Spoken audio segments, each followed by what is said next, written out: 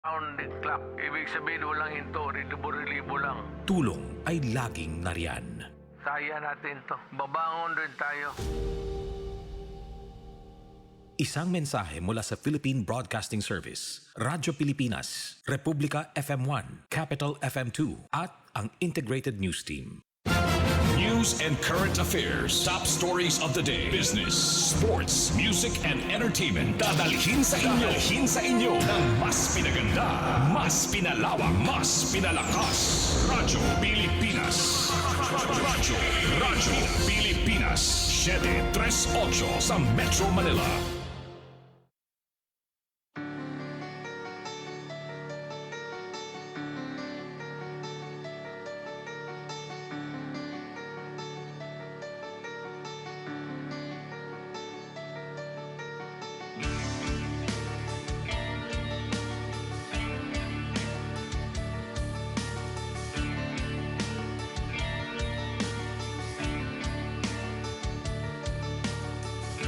Kababalaghan, katatakutan, kwentong may pinaghugutan. Balahibo mo'y tatayo at bigla kang naglaho.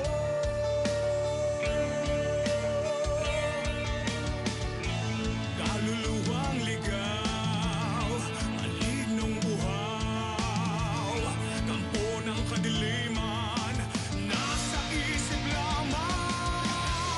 Kapilugan ng buwan, sa kalaliman ng gabi. Balot ng takot, kasindak-sindak. Takbo, sigaw, ayan sa likod mo no. Takbo, sigaw, ayan sa likod mo na.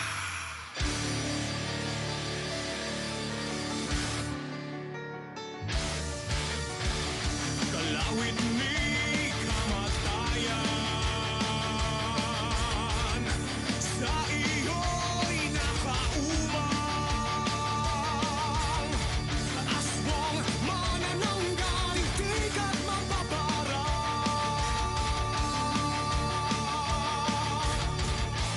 Kaluluwang ligaw, malignong buhaw, kampo ng kadiliman, nasa isip lamang.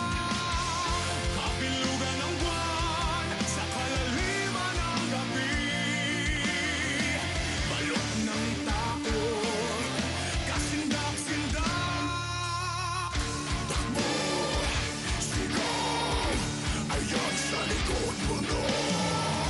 Takbo, sigaw, ayan sa likod mo na.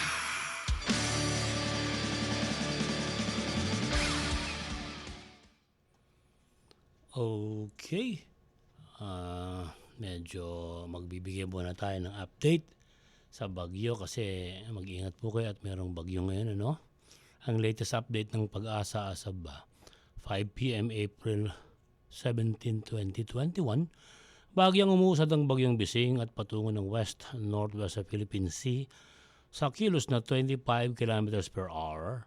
Ang lakas ng hangin ay nasa 195 km per hour malapit sa sentro nito at ang gustiness ay umabot sa 240 km per hour. Ang sentro ng matang bagyong Bising ay nasa 460 km east of Guyana, Eastern Samar ayon sa datos ng Pag-asa. Inaasahang patungo ba ito hanggang bukas ng hapon sa Philippine Sea kung saan hihina sa Martes pagkambyo nito patungo naman sa northward or northwestward sa Philippine Sea east of northern and central Luzon. Babala lamang po ang bagyong Bising posibleng umabot sa bilis na 205 km per hour bukas. Kaya signal number 2 sa Catanduanes, sa Visayas naman ang mga may signal number 2 ay Northern Samar, Eastern Samar at Samar. Signal number 1 naman sa Sorsogon, Albay, ilang bahagi ng Camarines Sur, sa Calabanga, sa Naga, sa Pili, sa Bula, sa Bonbon, sa Magaraw, Kanakman, Gainsa, Kamaligan, Milaor. Diyan ako lumaki sa Milaor. Minalabak, Tinambak, Siruma, Lagunoy, Goa, Tigaon, Ocampo, Baaw, Iriga City, Nabwa, Balatan, Batu, Buhi, Sagnay. San Jose, Gatchidorena, Presentacion, Caramoan, San Fernando. Sa eastern portion ng Masbate naman sa Baleno, Masbate City, Mobo, Uson, Dimasalang, Palanas, Kataingan, PUB, Corpus. Kasama dyan ang Ticao Island. No? Sa Visayas naman sa Biliran, Leyte, Southern Leyte at Camotes Island. Samantalang sa Mindanao, damay din ang Dinagat Island, Surigao del Norte, Siargao, Bukas Grande Island at ang Surigao del Sur. Mamayang alas 11 po ng gabi, kung meron kayong panahon makinig pa ng mga radyo, ay meron pang update na ihahabol ang Pag-asa. Okay, so sa programa naman po natin ngayon, marami tayong pag-uusapan at syempre, ibibigay ko muna sa inyo ang mga dapat abangan.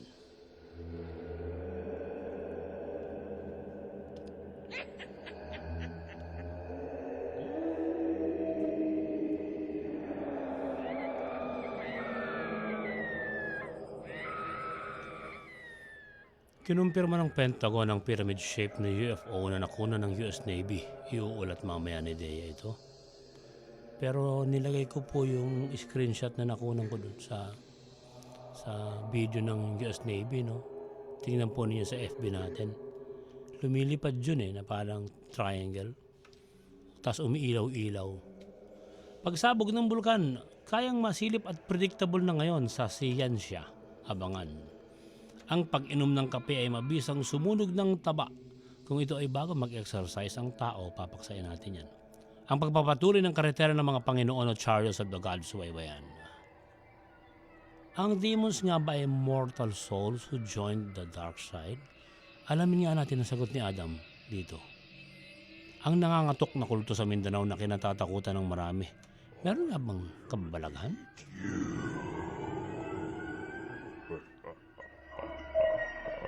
Alamin natin kay Adam yan.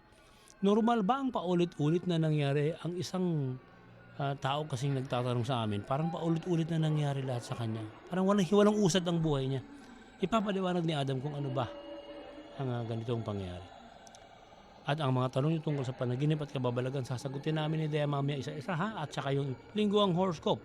Abangan nyo lang dito sa Kasindak-Sindak sa Radyo Pilipinas.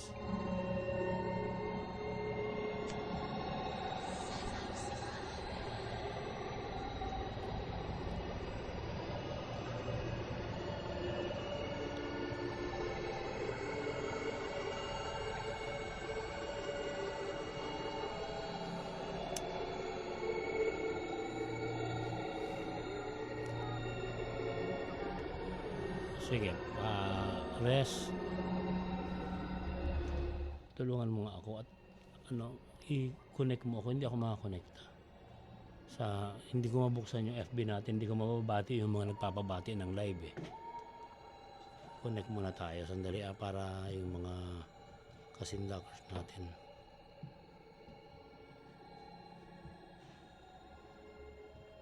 Yan. I-connect mo na lang para sigurado tayo. Okay? So, magdarasal muna tayo bago tayo pumasok sa mundo ng paranormal at supernatural.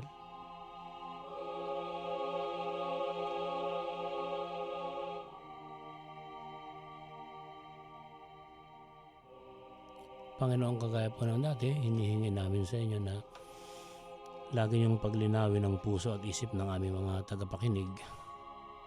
At lagi niyo po kami bibigyan ng mga wastong sinyalis para laging tumpak ang aming pagsasaliksik.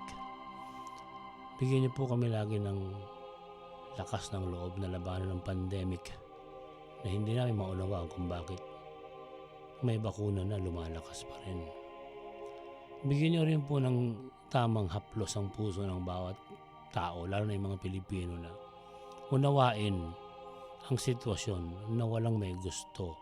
Sana po ay lagi nilang sundin ang health protocols para hindi po lalong lumala ang sitwasyon. Sa nakaraang mga linggo po ay lagi namin nasusubaybayan kasi Panginoon na hindi na kami bumababa ng 8,000 araw-araw. minsan lang kami nakababa ng mga 5,000, bumalik na naman yan sa 11. At kung patuloy po na ganun karami ang mahahawa, lalo pong lalaki ang problema. Sana po haplusin niyo ang puso ng bawat Pilipino na sumunod na sa pakiusap ng pamahalaan na maging mahigpit sa protocol. At lagi niyo po kaming bigyan ng biyaya. Salamat po sa paggabay. Alam naming mahal niyo kaming lahat kahit magkakaiba ang mga uri ng paniniwala namin sa relihiyon. Mahal niyo po kami. Amen.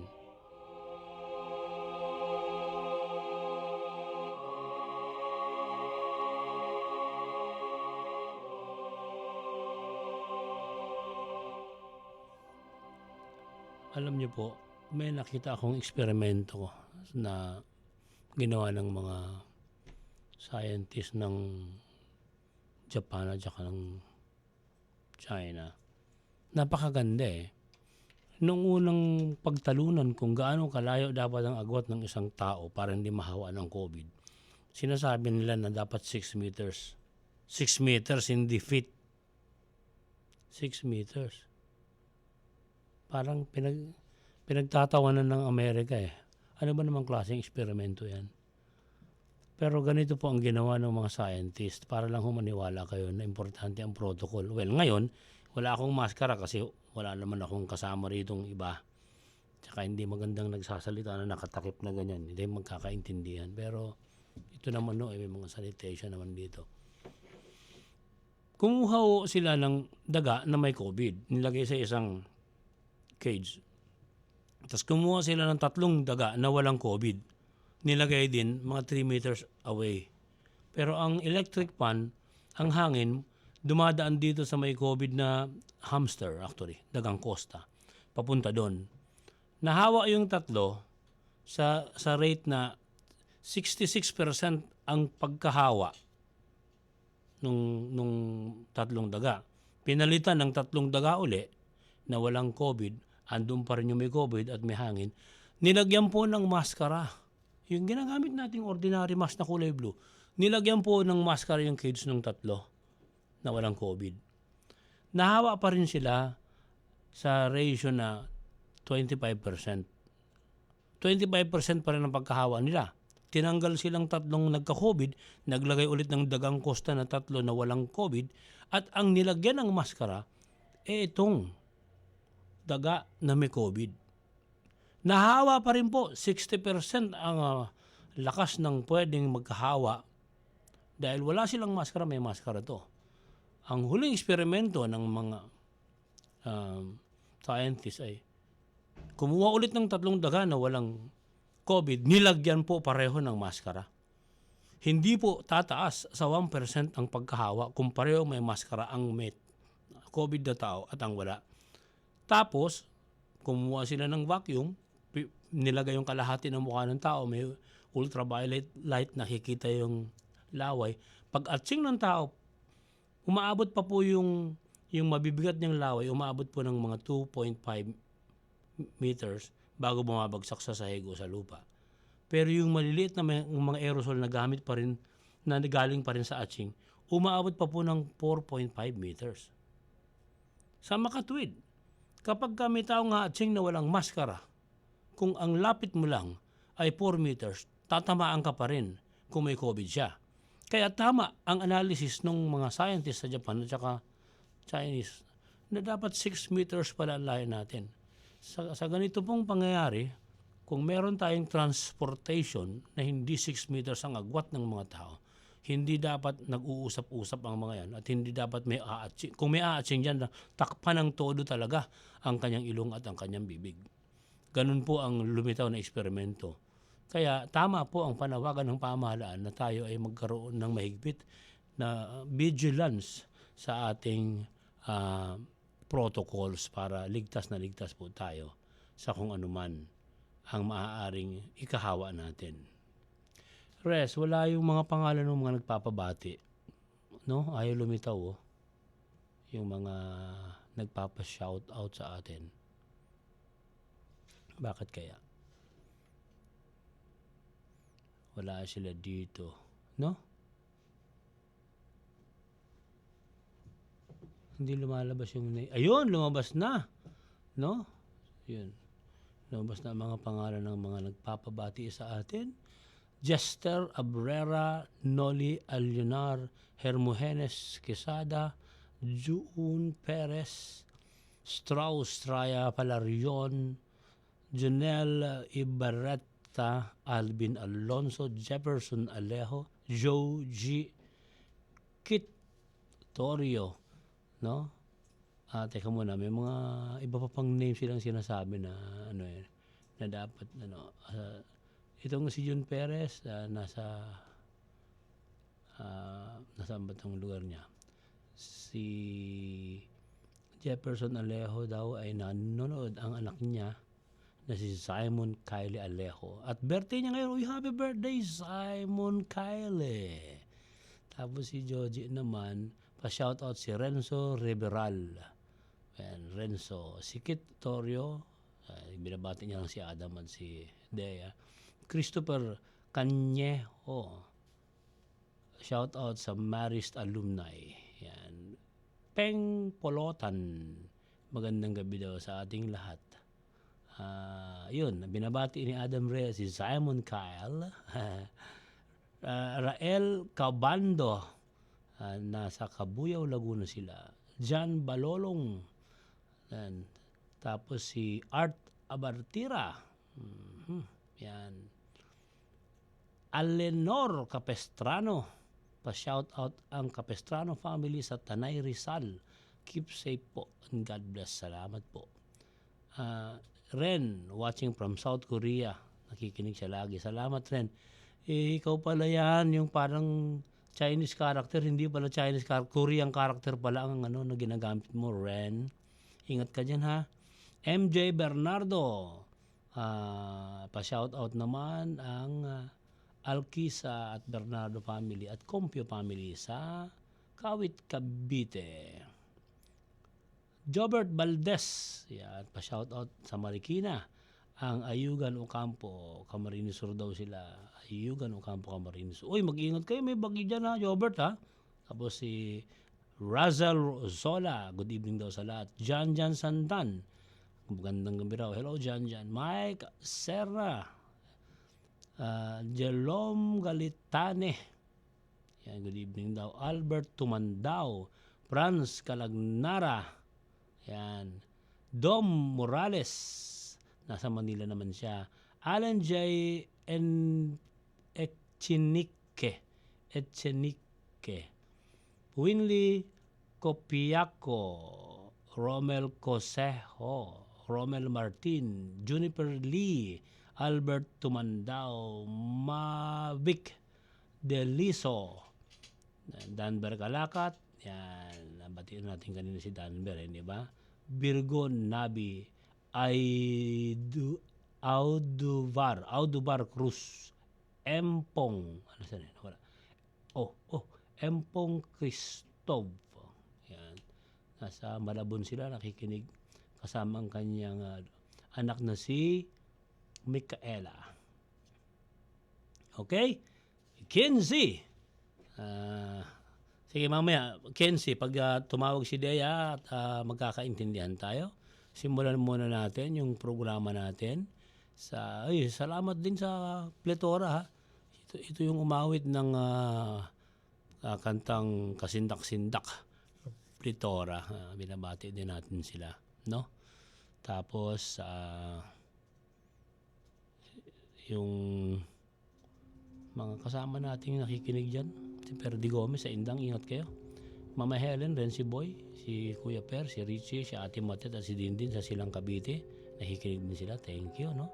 Siyempre si Tulip at si Christine Carrel, nakikinig sa atin lagi yan. At may tanong itong si Kim Bautista, totoo po ba ang mga demons? Natatandaan ko sa Kasindak-Sindak sa kabilang estasyon, may nabanggit kayo. May choice ang tao kapag namatay kung magpapakabuti o magpapakasama. Demons are mortal souls who join the dark side. Tama po ba ang pagkakaunawa ko?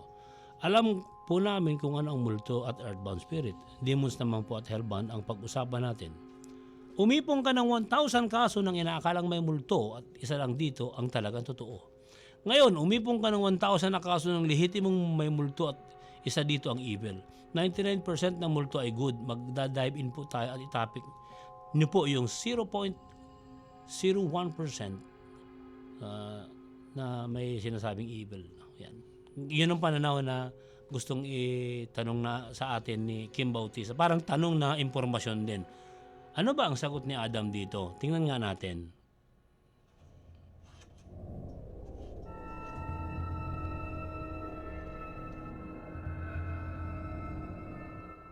Good evening, Kim Bautista. That's a very good question. Ngayon, yung earthbound na na-mention ko dati, these are souls who are normally confused or in most need of forgiveness. Sometimes, these are souls who are very tormented. Ang pinagkaiba na ngayon nito sa demons is that imagine all that torment, anguish, and pain, and they now have a target. Kumbaga, yung lahat ng galit at puot nila sa mundo or doon sa situation nila, someone or something is going to catalyze this and direct it toward the most viable target, aka humans. Dito ngayon papasok yung usapin tungkol dun sa the first evil na kung tawagin, which goes by many names. In ancient times, the first evil was referred to as Ariman. In our Judeo-Christian belief, this is sometimes referred to as Satan, na actually nanggaling sa Wiccan tradition na kung tawagin Ha-Satan. So, basically to answer your initial and primary question, yes, demons are real and they actually exist. These demons, however, are very, very tormented and anguished souls. That's why normally, it would take an angel to give them forgiveness. Kasi ito, isipin mo how do you teach a person to forgive themselves? How do you teach them, or how do you teach a soul rather, to redirect yung anguish niya towards the one being in the universe na dapat doon nakatuon yung galit niya, na yung sarili niya? It has always been easier to blame other people around you than to blame yourself.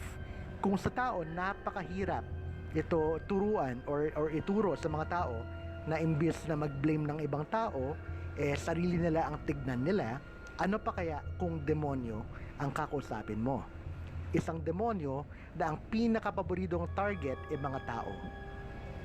These are the 0.01% that I usually talk about. These demons not only are embroiled in anguish and pain and torment, what separates them from earthbounds is that these demons direct yung anguish, pain, and torment nila to specific targets na kadalasan mga tao.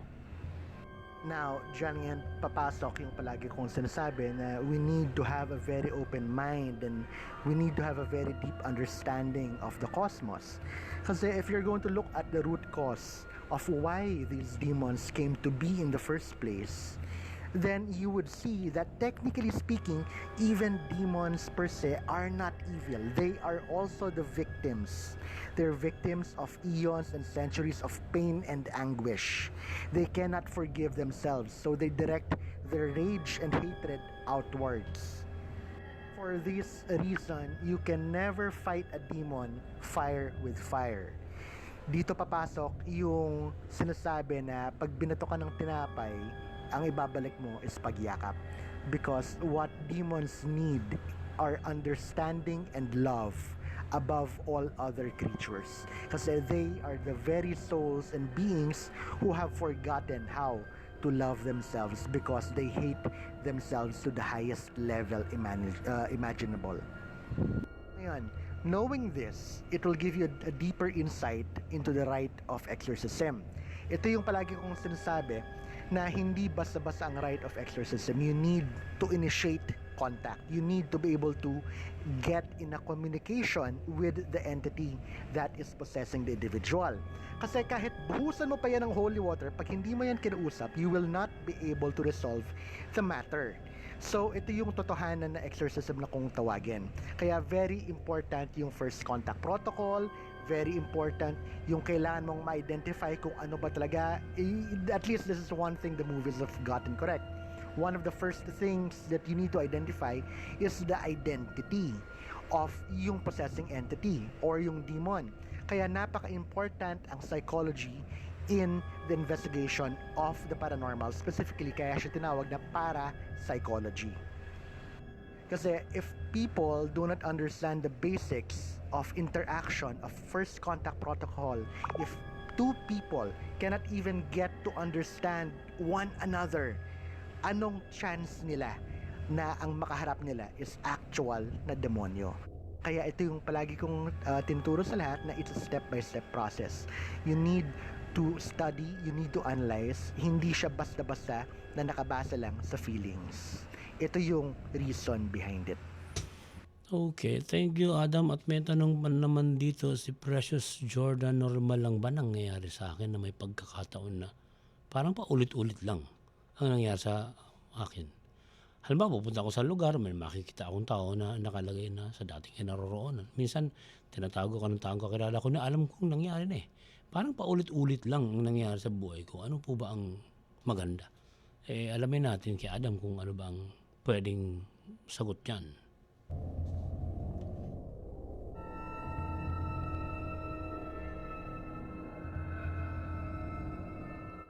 Good evening, Precious Jordan. Yung question mo kung normal lang ba ito, yes, it's normal. It happens to everyone. Kasi always remember, human beings are predisposed to always observe or notice that which they often focus on. Halimbawa, ang isang enhinyero, pag lumabas in normal day-to-day life, they are going to see the world through the eyes of an engineer because that is what you train your brain to perceive. In the same way, halimbawa, na an environmentalist, mas magiging kapansin-pansin sa kanya, yung halimbawa, yung, ito, very simple example, yung distribution ng biodegradable at saka non-biodegradable, halimbawa, because that is what their daily lives and work teach them to focus on.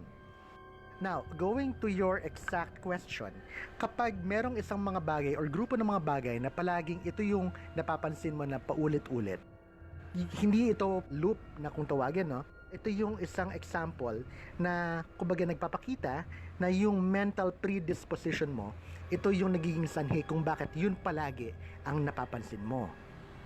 Our interests, our hobbies, our troubles, our experiences in life, kumbaga, they give us a certain tendency to notice certain things above others. Kasi, remember, every person is unique. And this uniqueness makes us notice certain things more than other people. We perceive the world and the universe in a way na tayo lang ang nakakapansin nun.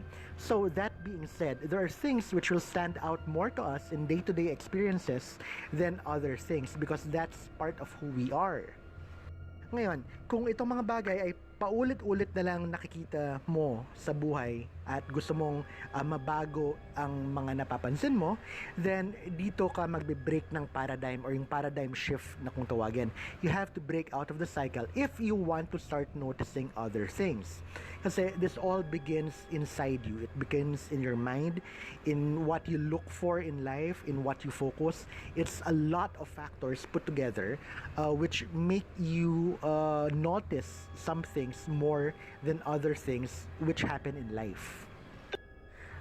Dito rin nakakabit, no, yung idea that if you want to change the world, you need to start with yourself. You need to shift and analyze and study your own outlook.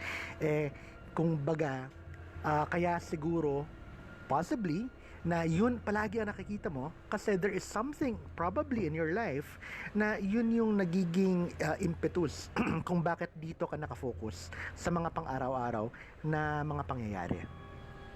Isa pang more relatable example, halimbawa, let's say as a woman, for example, if you have had a lot of experience with yung mga, let's say, issues ng pangangaliwa and everything, when you see a social situation, yung mga red flags, halimbawa, ng mga cheating partners, ito yung mas magiging katanyag-tanyag, especially kung ito yung palagi mong pinapanood, halimbawa on YouTube or on Facebook posts, kung ito yung na-attract ka, pag lumabas ka ng bahay, ito palagi rin ang mapapansin mo kaagad.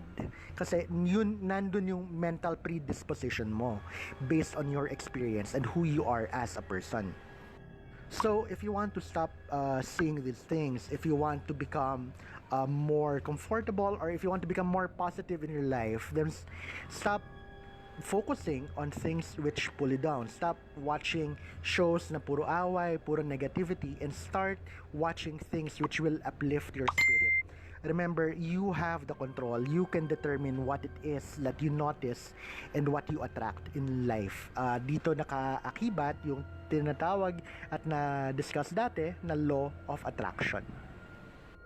Life is what you make it. If you are a person who keeps on watching horror movies, or a person who loves drama and yung let's say issues in life, then everywhere you go, you are going to find issues and drama, because that is what you constantly train your mind to see. So if you train your mind to appreciate and see and experience the positivity, the beauty of life, when you go out, that is what you're also going to take in to your soul. So this is one of the basic ideas behind the law of attraction. So hindi loop yung nangyari sa'yo. It's simply what's referred to in psychology as mental predisposition. Thank you so much, Adam. At alam ko nasa kabilang linya ka na at mag-usap tayo. Adam, kung nandiyan ka na. Hello, Adam. Hello, Benji. Good evening. Yeah, no, Diyos ko po, sabi mo, law of attraction, ano? Dito sa hindi naman ako umaasang mapapasok ako sa gobyerno, pero nung napasok ako, binabantayan ko ang mga taong korap. May mga nakikita tuloy ako lagi. Mahirap, no? Hirap. Well, it's basically because you have a good heart, Benji. I've known you for a long time, and yung desire mo to help other people and to serve other people, this is actually what you stand for. Kaya anything which runs to the contrary, nagiging kapansin-pansin rin dito. So, because you are one of the few people that I personally know who is actually doing his best to make this world a better place. Yeah, pero ang hirap din, Adam, kung minsan. True. Pag Very true. natutulog ako, naiisip ko na marami kang kasong kailangang bantayan. Tapos may pandemic, ang hearing ngayon ay hindi yung physical. Tapos basta ang daming kailangang gawin, pero dahil gusto mong maging maayos nga ang ginagalawan mong kapaligiran, ayaw mo ring huminto dun sa pakikibaka. Mahirap din, pero I believe na siguro kaya lagi ako nakakakita ng kamalian dahil yun na yung tinalaga ko sa sarili ko na pag ako napasok sa gobyerno ito, lalabanan ko ang mga korap dahil yun din ang gusto ni Digong. Yun ang nangyayari sa buhay ko ngayon. Yep, and especially since you want to make this world a better place. Kasi meron ding truth in the saying, no, Benji, na if the good people of this world do nothing, then criminality will thrive. Yes. Kasi okay, halimbawa na nakikita natin, mabait tayong tao, pero pag wala naman tayong ginagawa to prevent yung mga masamang nangyayari, then walang patutunguhan yung mundo natin. So we really have to act. Yeah. Ika nga ni Benedict, ora et labora. Yan. Maraming salamat at may katulad mong naniniwala sa akin. Moral booster ko yan. Pero hindi yan ang dahilan kung ba't gusto kong makausap ka. Kundi ano ba ang tingin mo doon sa kumakalat sa social media na nangangatok na kulto na pinanood ko rin naman, pero mas magandang ikaw magpaliwanag. Ano ba talaga ang nakikita mo ron? Okay. Benji, first and foremost, ito yung perfect example. I actually hope na nakikinig sa atin ngayon ang mga taga-Misamis, kasi ito yung palagi kong sinasabi kung bakit ang number one rule sa paranormal is never panic. Dahil yung kaguluhan na nangyayari ngayon sa Misamis is because nagpapanik sila. Kasi kung titignan natin halimbawa ang mga video, for all we know, yung isang video doon, posibleng practical joke. Yung isang video doon, posibleng gumagawa lang sila ng eksperimento sa special effects. Halimbawa, yung sinasabi daw lumutang na dun sa bukid. Kung ako mismo doon, mas maganda pa yung effects na magagawa ko. So it's not actually paranormal per se. Yung father ko mismo, dati, nung nandun siya sa Pulilan, Bulacan, yung kandila sa sementeryo, pinapalutong niya. So, kung minsan, meron ding mga pranksters na kung tawagin. Kasi pag sinabi kong kulto or yung cult na kung tawagin, the word cult comes from the word colere. C-O-L-E-R-E, Latin, which means to cultivate. Now, eventually kasi, yung kulto, pag sinabi kasi ng kulto, you are talking about a group of people na meron silang organized direction or target. Yun ngayon yung hinahanap ko dito. Kaya last night nga nag-post nga ako na kung yung kulto dito sa Misamis, meron silang gustong iparating or sabihin, i-message nila ako. Kasi normally, if you're a cult, you have a target, you have an objective. Ngayon, pag tinignan mo itong mga video, some of them could actually be completely unrelated. Halimbawa, yung biglang bumukas na pinto or yung biglang yung biglang nag-move na gate and everything. All of this, kung tutusin, baka hindi nga related dun sa sinasabi nilang kulto na kumakatok. Yan, yung kumakatok, that yes, that could be one specific individual. Pero to say that all of these are part of one and the same group who is advocating something, yun yung isa pang hindi ko nakikita sa any kind of social media. Ngayon, syempre, nadagdagan itong takot kasi meron daw di umano na nakuha ng mga yung mga orasyon yung nakasulat. Oh, yun. Ngayon, kung yung mga orasyon, like for example, yung original version nun, yung nakasulat na dun sa puting tela, okay? You're supposed to write that with human blood. Ngayon, not red ink. So, doon pa lang, medyo questionable na. Furthermore, yung ibang nakasulat doon na simbolo, bali-baliktad. Okay, like yung nakasulat doon sa malaking pula, technically, it's basically what's referred to as a shield charm in other belief systems. So, itong shielding charm, it basically grounds you, it basically opens your eyes, it basically protects you from those who wish to do you harm. Yung nando naman sa mas maliit na kulay puti rin, na parang pa-letter V, that's actually a form of it's not exactly a curse, pero it's a prayer to ward off those who wish to have ill intention towards you. So kung malalaman ng tao, for example, if they are going to study yung mga scriptures at saka yung mga language, kasi some of these characters are in Hebrew. Some of these characters are in ancient Aramaic. Karamihan sa mga to, makikita natin doon sa tinatawag na misa cantata. These were the old Latin prayers and pamphlets and misalettes na pinaghalo-halo to be able to create one's own belief system. Wala itong pinagkalayo. Halimbawa, for example, ako, kapag meron akong hawak na Mickey Mouse, halimbawa, I believe that I have the power. Tapos, si Mickey Mouse, lalagyan ko ngayon, halimbawa, or sabihin natin, kaya si Pikachu, lalagyan ko ngayon ng mga Latin prayers. Walang pinagkaiba yan dun sa nakikita nila. Ang problem dito is, since unang tingin parang creepy itsura, nagpapanik na kagad yung tao. So, the idea here is they should not panic. Kasi, since sabi nila ng kulto daw, merong mga supernatural powers or whatever, all of these claims na merong superpowers sa mga ito have been unverified. A lot of them, kung tutusin, can be explained by napaka-basic na mga magic tricks. David Blaine nga, yung ginagawa niya na nag-levitate. Some of them can easily be explained by camera angle. So, ang nangyayari is, since marami na nangyayari, kung minsan yung mga ibang pangyayari na nakunan nila sa video, ang tanong dyan, sigurado ba sila in the first place na konektado yan dun sa sinasabi nilang kulto? Kasi pag sinabi mong kulto, it has to be a group na may unified objective. And I do not see anything which has a unified objective right now. Kumbaga, what is the cult fighting for? Ano yung pinaglalaban nila? And then second, another reason kung bakit maraming takot dito sa Misamis, kasi pag sinabing kulto, it has taken on a negative connotation. Yes. Especially in the 1970s. Kasi ang original word, no, or ang original conception in the 17th century, basically did not mean yung parang nakakatakot na mystical and everything. It basically simply meant worship or homage. Ngayon, kaya siya naging very, very notorious, especially after the 1970s. Kasi maraming mga iba't ibang mga kulto which had very radical and tragic outcomes. Kamukha nung, for example. Yung tadtad. Oo.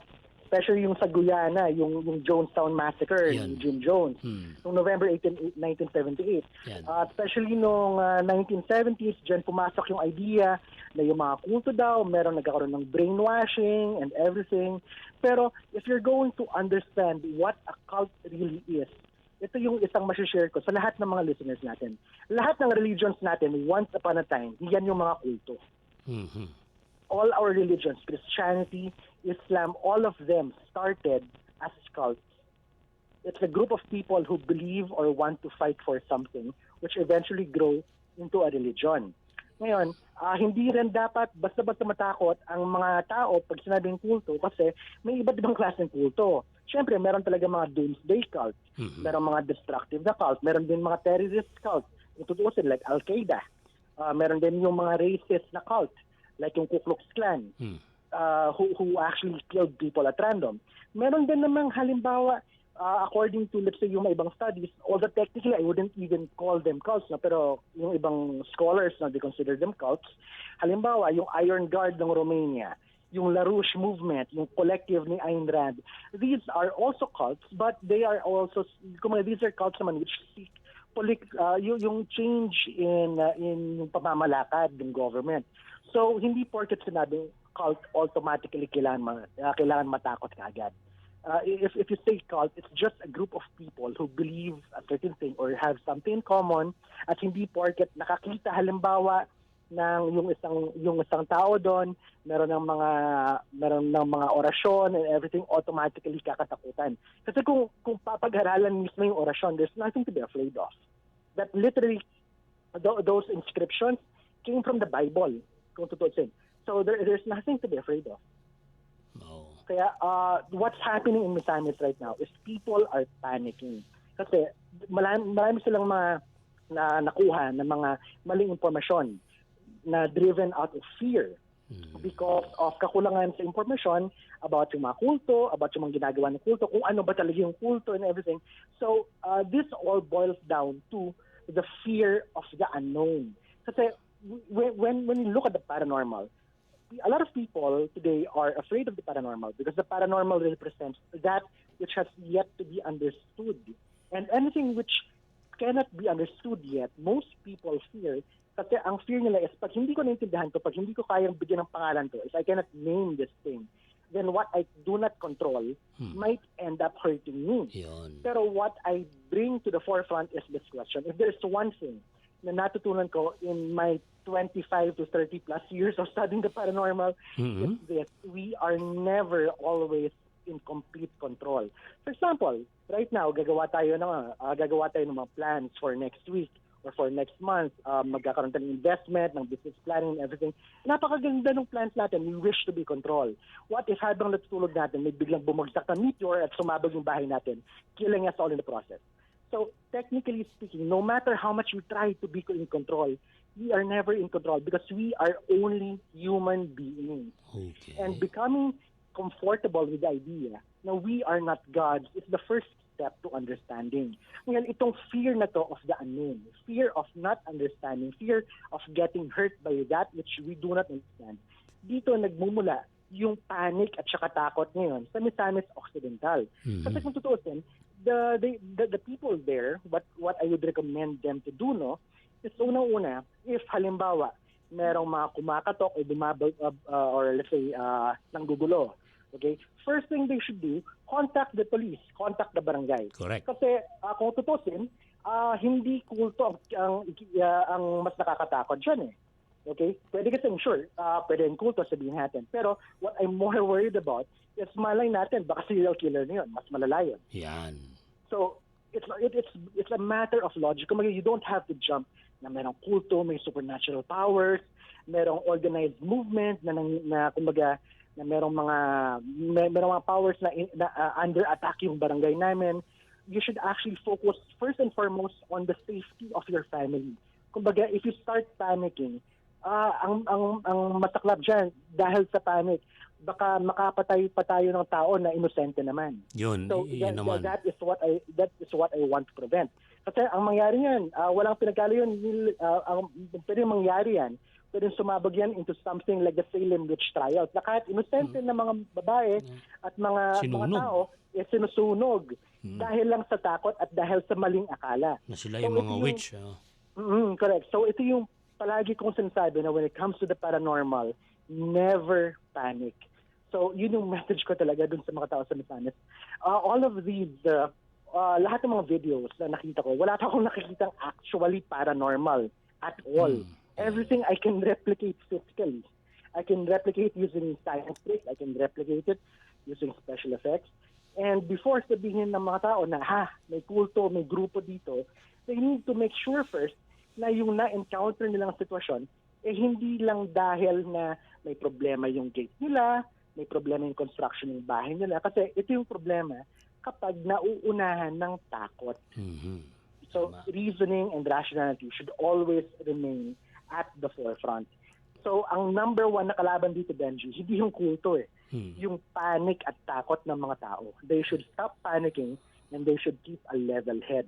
Kasi may nakita pa ako na naghilabasan, meron ng mga dalang mga itak and everything. They don't even know what they're up against. Yan, delikado nga.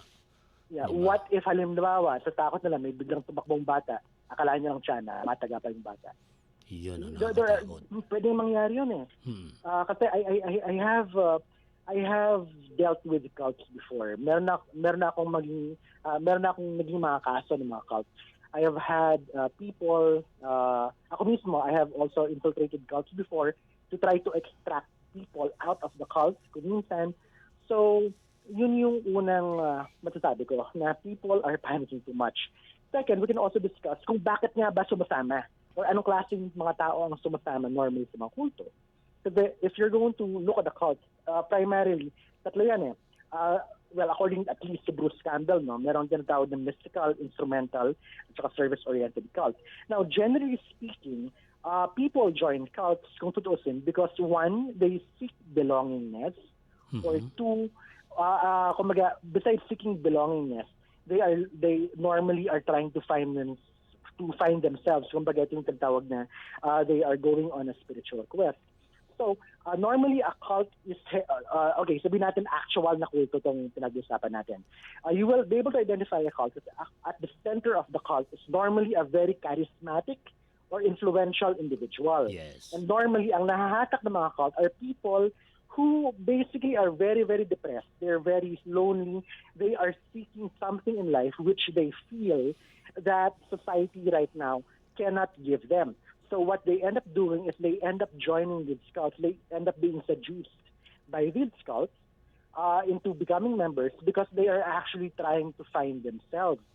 Ngayon, since we are in the Philippines and since marami sa atin, I will also be addressing the Christian community.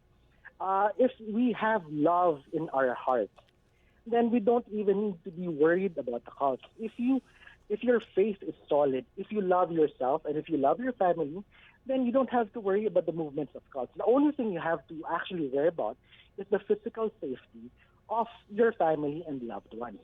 Yes. So, yung message ko is stop panicking. Hindi talaga dapat mag-panic ang mga tao. Kung meron mang bumulabog sa gitna ng gabi, tumawag ng barangay, tumawag ng police. Yes. Don't take up arms.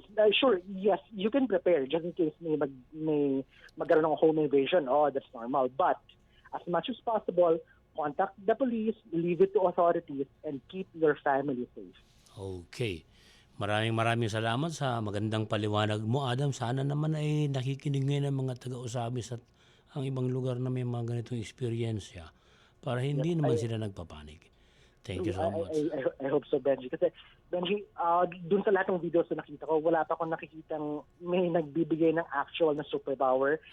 Kung tutusin, marami dito, some of the videos, actually, na i-imagine ko yung sariling tatay ko na gumagawa ng practical joke. Like yung pinapalipad yung kandila sa sementeryo, akala ng iba may multo or may nagpo-procession. Kasi, and then kung minsan yung mga isolated incidents, yung mga isolated pranks, magpapanik na, akalain halimbawa na, uy, kulto nga to. So, ayun, pag nagpanik ang isang buong barangay, people can get hurt. And this is one thing that they should avoid. Okay. Maraming salamat sa iyo, Adam. Sa susunod na Sabado, marami kang tanong na sasagutin at napakaraming naibong tanong dahil nawala tayo ng isang episode. So, ingat ka lang lagi at sana wala na nga itong COVID para magkita naman tayo physically, no? I'm looking forward to that, Benji. Thank you so much. Thank you so much. You're welcome. Okay. Take Bye-bye. Yan po si Adam Reyes, ang guro natin, at tayo po ay magpaparaan muna ng Newsbreak sapagkat maraming mga nangyayaring balita sa ating paligid. Diyan lamang po kayo magbabalik pa ang Kasindak-Sindak sa Radyo Pilipinas.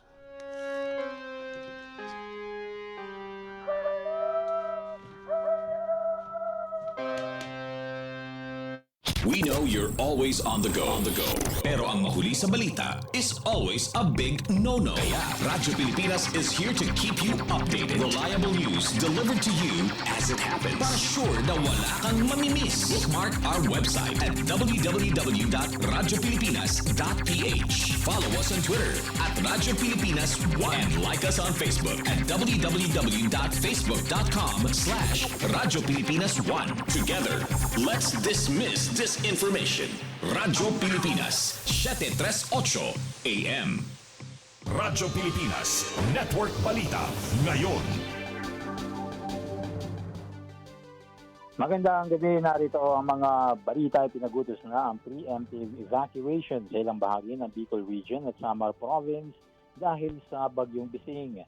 Ayon sa Bicol Regional Disaster Risk Reduction and Management Council, sakop ng preemptive evacuation ang ilang bahagi ng Camarines Sur, Catanduanes at Sorsogon, habang ilang bahagi ng Northern at Eastern Samar ay nagsimula na rin mag-evacuate.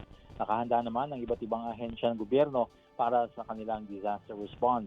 Umabot sa 182 million pesos na halaga ng mga food packs ang nakapreposition na ng DSWD. Nakataas ang tropical wind signal number 1 naman sa Sorsogon, Albay, eastern portion ng Camarines Sur, Ticao Island, Catanduanes, Northern Samar, Eastern Samar, Biliran, Leyte, Southern Leyte, Camotes Islands, Dinagat Islands, Surigao del Norte at Surigao del Sur. Samantala, naka-red alert status rin ang nakataas sa Regional Disaster Risk Reduction and Management Council o RDRRMC Bicol dahil sa Bagyong Bising. Mula Radyo Pilipinas Albay, si Nancy Mediavillo sa balita. Radyo Pilipinas Report. Mula Blue Alert, kanina itinaas na sa Red Alert ang estado ng Regional Disaster Risk Reduction Management Council Bicol Operation Center dahil sa papalapit na Bagyong Bising sa mga lalawigan sa riyon. Katunayan, nakataas na ang storm signal number 2 ng Bagyong Bising sa Catanduanes, number 1 sa Albay, Sorsogon, eastern of Camarines Sur, Masbate at Ticao Island. Sinabi ni Gramil Nas, tagapagsalita ng OCD Bicol, ang red alert status ang siyang pinakamataas na antas ng mga hakbangin ng mga ahensyang kasapi sa konseho. Pinaigting ang pagbabantay sa kondisyon ng panahon, pagkikipag-ugnayan at pagbibigay ulat ng mga response unit. Handa rin ang Disaster Coordinating Councils mula sa mga lalawigan, lungsod, bayan hanggang sa mga barangay. Ayon kay Nas, handang mag-deploy ng tao anumang oras. Hali Albay, Nancy Mediavillo, Radyo Pilipinas. Sa iba pa ang balita, nagtala pa ng panibagong 11,101 na COVID case ang Department of Health ngayong araw. Dahil dito umabot na sa 926,052 ang bilang ng mga tinamaan ng sakit sa bansa. Nasa 799 naman ang bagong recoveries, dahilan para maging 706,502 ang kabuuang gumaling sa sakit. Habang 72 naman ang naitalang namatay, kung kaya't 15,810 na ang total deaths ng COVID-19. Sa ngayon ay nasa 203,710 ang active cases, kung saan 96.0% ang mild cases, habang 2.9% naman ang asymptomatic. At tinatayang nasa 4.4 million low-income individuals sa National Capital Region o NCR ang tumanggap na ng financial assistance, ayon ito sa Department of the Interior and Local Government. Sa tala ng ahensya, nasa 4,000 o 4.47 billion ang naipamahagi ng umaabot sa 4.8 million na individual. Ayon kay DILG spokesperson Jonathan Malaya, porsigido ang mga LGUs sa pamahagi ng ayuda. Sa ngayon, ang Metro Manila, Mandaluyong, San Juan, Quezon City at Navotas ang nakapamahagi na ng mas maraming cash aid. At yan ang kabuuan ng mga balita. Ito po si Albert Sebastian para sa Radyo Pilipinas.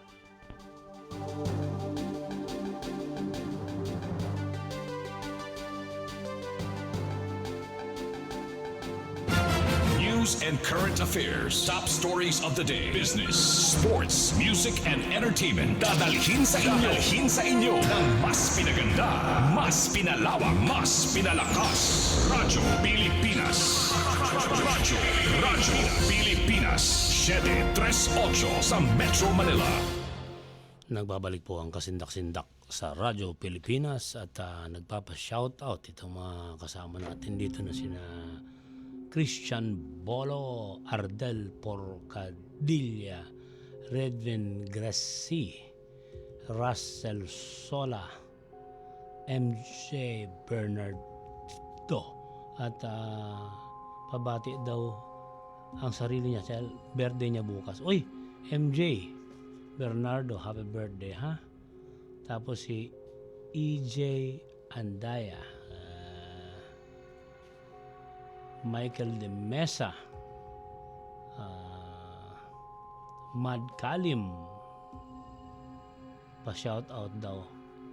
Tapos Axel Dali, Dexter Manyebo, magandang gabi sa atin, Jerome Perez, Jason Cortez, G. Betchaida, nagpapabati si G. Kim Biado, Jat Torres, Joseph Lucena, Shopping Enero Hannibal, yan. Jun Cacao Lorejo, yan. Kit Torio, diba? Giolo Madriaga, Elenita Ramos, RJ Mataban III. Kakabati silang lahat. Okay? Bigay ko muna sa inyo ang science shows natin ni Dea Ricacho, ha? Ito po ang science ngayon.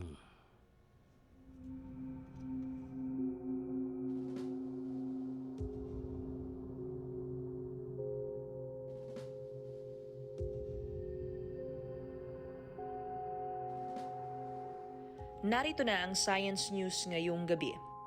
Kinumpirma ng Pentagon na totoo ang pyramid-shaped UFO video footage na nakunan ng US Navy. May mga bagong picture kasi at video chunks ng unidentified flying objects o UFOs na nakunan ng US Navy at kumakalat nga ito kamakailan lamang. Kinumpirma naman ng Pentagon na talagang tunay ang mga materyales na ito. Habang ang karamihan ay tinatawag ang mga kakaibang pangitain na ito na UFO, ang mas modernong term na ginamit ng Department of Defense ng United States ay Unidentified Aerial Phenomena o UAP. At ang mga ito nga talaga ay sinerseryoso daw talaga ng ahensya. Habang ang UFO ay isang stigmatized na paksa at patagal na nating dinidiscuss dito sa Kasindak-Sindak, nauugnay nga ito sa mga conspiracy theories at pop culture, nananatili pa rin ang katotohanan na merong mga anomalous aerial vehicles o AAVs at merong mga dokumentadong sightings na hindi maipaliwanag maski ng militar o ng mga scientific observer. Ang mga bagong sightings na nanggaling sa filmmaker na si Jeremy Corbell at reporter na si George Knapp ay may kasamang footage ng isang misteryosong pyramid-shaped na aircraft na naobserbahang lumilipad sa himpapawirin at mga imahe nga ng tatlong iba pang mga kakaibang bagay ng isa ay tila na ibahagi online last year. Habang walang tiyak na nakakaalam kung ano talaga ang mga nakakaingganyong pangitain na ito, kinumpirma ng Pentagon na ang mga images ay tunay at ito nga ay authentic photography at footage ng UAPs na kuha ng US Navy. I can confirm that the reference photos and videos were taken by Navy personnel. Sinabi ito ng tagapagsalita ng Pentagon na si Susan Goff sa isang pahayag na ipinamahagi sa maraming media outlets. Sabi pa niya, the Unidentified Aerial Phenomena Task Force has included these incidents in their ongoing examinations. Ngunit habang pinatutunayan ng Pentagon ang pagiging authentic ng footage, ang Department of Defense ng Amerika ay wala nang ibinahagi pang karagdagang impormasyon. Hindi nila ipinahayag kung ano ang resulta ng kanilang investigasyon. Gayunpaman, sa mga pagsisiyasat ni Corbell at Knapp, mas marami pa ang maaaring masiwalat tungkol nga sa mga sightings na ito. Kasama na ang mga detalyeng ipinakita sa isang serye ng classified intelligence briefings noong May 2020 ng UAPTF upang turuan ng mga defense personnel tungkol sa mga usapin nga ng UFO o UAP. Sa mga panayam, isang naiulat na sightings ay idinetali ang mga obserbasyon ng pyramid-shaped craft na kinuna ng mga tauhan ng barkong USS Russell sa baybayin ng San Diego noong July 2019. Habang ang video ng insidente ay malinaw na ipinapakita ang isang bagay na patatsulok na sinasabing umakyat sa halos 210 meters sa itaas ng barko at ang record ng pangyayari ay naglalarawan ng tatlong sinasabing unidentified vehicles na lumilipad sa ibabaw nito. Sa isa pang sighting, isang pabilog na sasakyan ang naobserbahan naman ng mga tauhan na sakay ng barkong USS Omaha na lumipad din papunta sa dagat at lumubog sa tubig. Ipinapahiwatig ng documentation ng UAPTF na naisip nila na lumubog ang bagay na ito ngunit nang hinanap nila ang wreckage sa pamamagitan ng submarine ay wala silang nakita. Ang isang serye ng iba pang mga sightings na naitala sa parehong araw noong March 2019 ng isang F-18 Weapon Systems Officer na gumamit ng kanyang iPhone camera ay nagbunyag ng tatlong mga UAP na nakita nga malapit sa Naval Air Station Oceana sa Virginia. Ang mga bagay na magkakaibang itsura ay tinawag bilang sphere, acorn at metallic blimp. At habang ang ilan ay inisip na maaari silang maging weather balloon o spy drones, at ang alam ng karamihan ay nananatili pa rin silang unidentified at itinuturing bilang UFO o UAP. Hindi naman ito kinumpirma ng Pentagon nang tanungin ng may-ari ng website na The Black Vault kung ang mga UAP na ito ay nananatili pa ring unidentified. Ito ang sagot ni Goff, "I have nothing further for you beyond what I provided." Habang marami pa ring mga katanungan tungkol sa misteryosong phenomena na ito, ang bagong impormasyon ay nagbibigay ng higit na katibayan na ang DOD ay patuloy na nag-iimbestiga at tinatrato ang mga UAP bilang isang seryosong paksa. Si Corbell kasamang iba pa sa intelligence community ay umaasa na sa pamamagitan ng pagbabahagi nga ng impormasyong ito, higit na palalakasin ang makabuluhan at matapat na pagsisiyasat sa mga misteryosong bagay na ito. Recent UAP interactions have been put in our path with purpose and should be looked upon as advantageous opportunities for future research. Ito naman ang sinabi ng isang senior intelligence officer kay Corbell. With every incursion, overflight, and potential mid-air, it has never been more prudent to investigate this UAP phenomenon and deglamorize the UFO stigma through the ranks. Samantala, kaya nang makita ng NASA satellites ang mga senyales ng pagsabog ng isang bulkan, mga taon bago nga ito daw mangyari. Bagamat may mga palatandaan ng isang bulkan ay malapit ng sumabog tulad ng pagdami ng mga lindol, pagbabago ng gas emissions at bigla ang pagbabago ng anyo ng lupa, sadyang napakahirap na magbigay ng eksaktong prediction kung kailan nga ba sasabog ang isang bulkan. Ito ay sapagkat walang dalawang bulkan ang magkatulad. At dahil sa 1,500 na bulkan sa mundo, kaunti lamang ang may mga monitoring systems na sumusubaybay dito. Kapag merong minomonitor na bulkan ng mga siyentipiko, ang pinaka-accurate nilang prediksyon ay nasa loob ng maraming araw bago mangyari ang pagsabog ng bulkan. Ngunit paano nga ba kung malalaman na natin ang panahon ng pagsabog ng ilang buwan o taon in advance?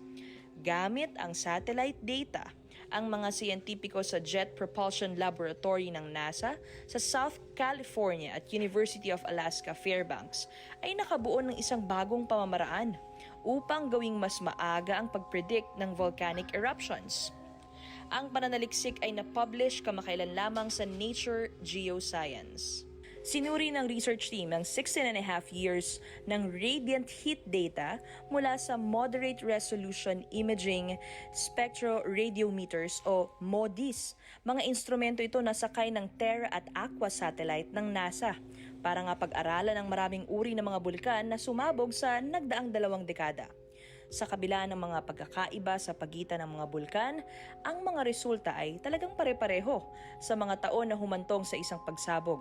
ang radiant surface temperature sa bulkan ay tumaas ng halos 1 degree Celsius mula sa normal na estado nito. Bumaba ito pagkatapos ng bawat pagsabog. At sa partikular nga, ang mga siyentipiko ay naniniwala na ang pag-init ng bulkan ay maaaring magresulta mula sa pakikipag-ugnayan sa pagitan ng mga reservoir ng magma at mga hydrothermal system. Ang magma o yung tunaw na bato sa ilalim ng lupa ay naglalaman ng mga gas at iba pang mga likido. Kapag umakyat ito palabas ng bulkan, ang mga gas ay kumakalat sa ibabaw at nagdadala ng init. Ang degassing na ito ay maaaring mapabilis ang pag-akyat ng tubig mula sa ilalim ng lupa, pati na rin ang hydrothermal circulation na maaaring taasan ang temperatura ng lupa. Ngunit, sinabi ng mga scientists na maaaring may iba pang mga prosesong nagaganap. Volcanoes are like a box of mixed chocolates. They may look similar, but inside there is a lot of variety between them and sometimes even within the same one. Ito yung sinabi ni Lundgren. On top of that, only a few volcanoes are well monitored and some of the most potentially hazardous volcanoes are the least frequently eruptive, which means you can't rely strictly on historical records. Ito ang sinabi ni Paul Lundgren, isang co-author ng study. Ang bagong datos na ito ay makakatulong sa mga kasalukuyang ginagamit sa pagmamonitor ng mga bulkan. Ngunit labis din na nadadagdagan ang bilang ng mga bulkan kung saan maaaring magamit ang impormasyong maaaring makasagip ng mga buhay. Alam niyo ba mga kasindakers na ang pag-inom ng matapang na kape ng 30 minuto bago mag-exercise ay napapabilis ang pagkatunaw ng taba? Ayon ito sa bagong pag-aaral. Ipinakita ng mga siyentipiko mula sa Department of Physiology ng University of Granada o UGR na ang caffeine na halos 3 mg per kilogram o katumbas ng isang napakatapang na kape na ininom ng kalahating oras bago ang isang aerobic exercise ay pinapabilis ang pag-burn ng fats. Nalaman din nila na kung ang exercise ay gagawin sa hapon, ang epekto ng kape ay mas malakas kumpara sa umaga. Sa kanilang pag-aaral na inilathala sa Journal of the International Society of Sports Nutrition, naglalayon ang tong mga researchers na matukoy kung ang caffeine, isa sa mga pinakakaraniwang kasangkapang ginagamit sa mundo upang mapabuti ang sports performance, ay talagang nagpapalakas ng oxidation o pagkatunaw ng taba habang nag-exercise. Sa kabila ng pagkonsumo nito bilang supplements ay napakapangkaraniwan ang scientific evidence para sa mga beneficial claims ay kakaunti lamang. The recommendation to exercise on an empty stomach in the morning to increase fat oxidation is commonplace. However, this recommendation may be lacking a scientific basis, as it is unknown whether this increase is due to exercising in the morning or due to going without food for a longer period of time. Ang paliwanag ng pangunahing mayakda ng research na si Francisco Jose Amaro Gajete ng Department of Physiology ng UGR. Nasa 15 na kalalakihan na may average na edad na 32 years old ang lumahok nga sa trial na ito, pananaliksik, no? At kinumpleto nila ang isang exercise test ng 4 na beses na may 7 araw na agwat. Ang mga individuals na ito ay binigyan ng matapang na kape o isang placebo sa ganap na 8 in the morning at 5 o'clock in the afternoon.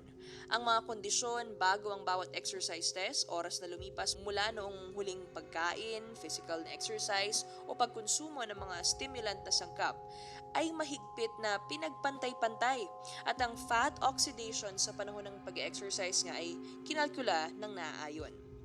The results of our study show that acute caffeine ingestion 30 minutes before performing an aerobic exercise test increased maximum fat oxidation during exercise regardless of the time of day. Ito yung paliwanag ni Francisco Amaro. Ang pagkakaroon daw ng pagkakaiba sa pagtunaw ng taba sa pag-exercise sa umaga at sa hapon ay nakumpirma na nga nila at mas mabilis ngang matunaw ang taba sa hapon. To summarize, Iminungkahi nga ng mga natuklasan sa pag-aaral na ito na ang kombinasyon ng pag-inom ng kape at pagsasagawa ng moderate aerobic exercise sa hapon ay nagbibigay ng pinakamainam na senaryo para sa mga taong naghahangad na pabilisin ang pagkatunaw ng taba tuwing nag-e-exercise. Maraming salamat sa ideya. Ito na po yung hinihintay niyong pagpapatuloy natin ng aklat ni Eric Von Daniken. Yung sinasabi nating Chariots of the Gods.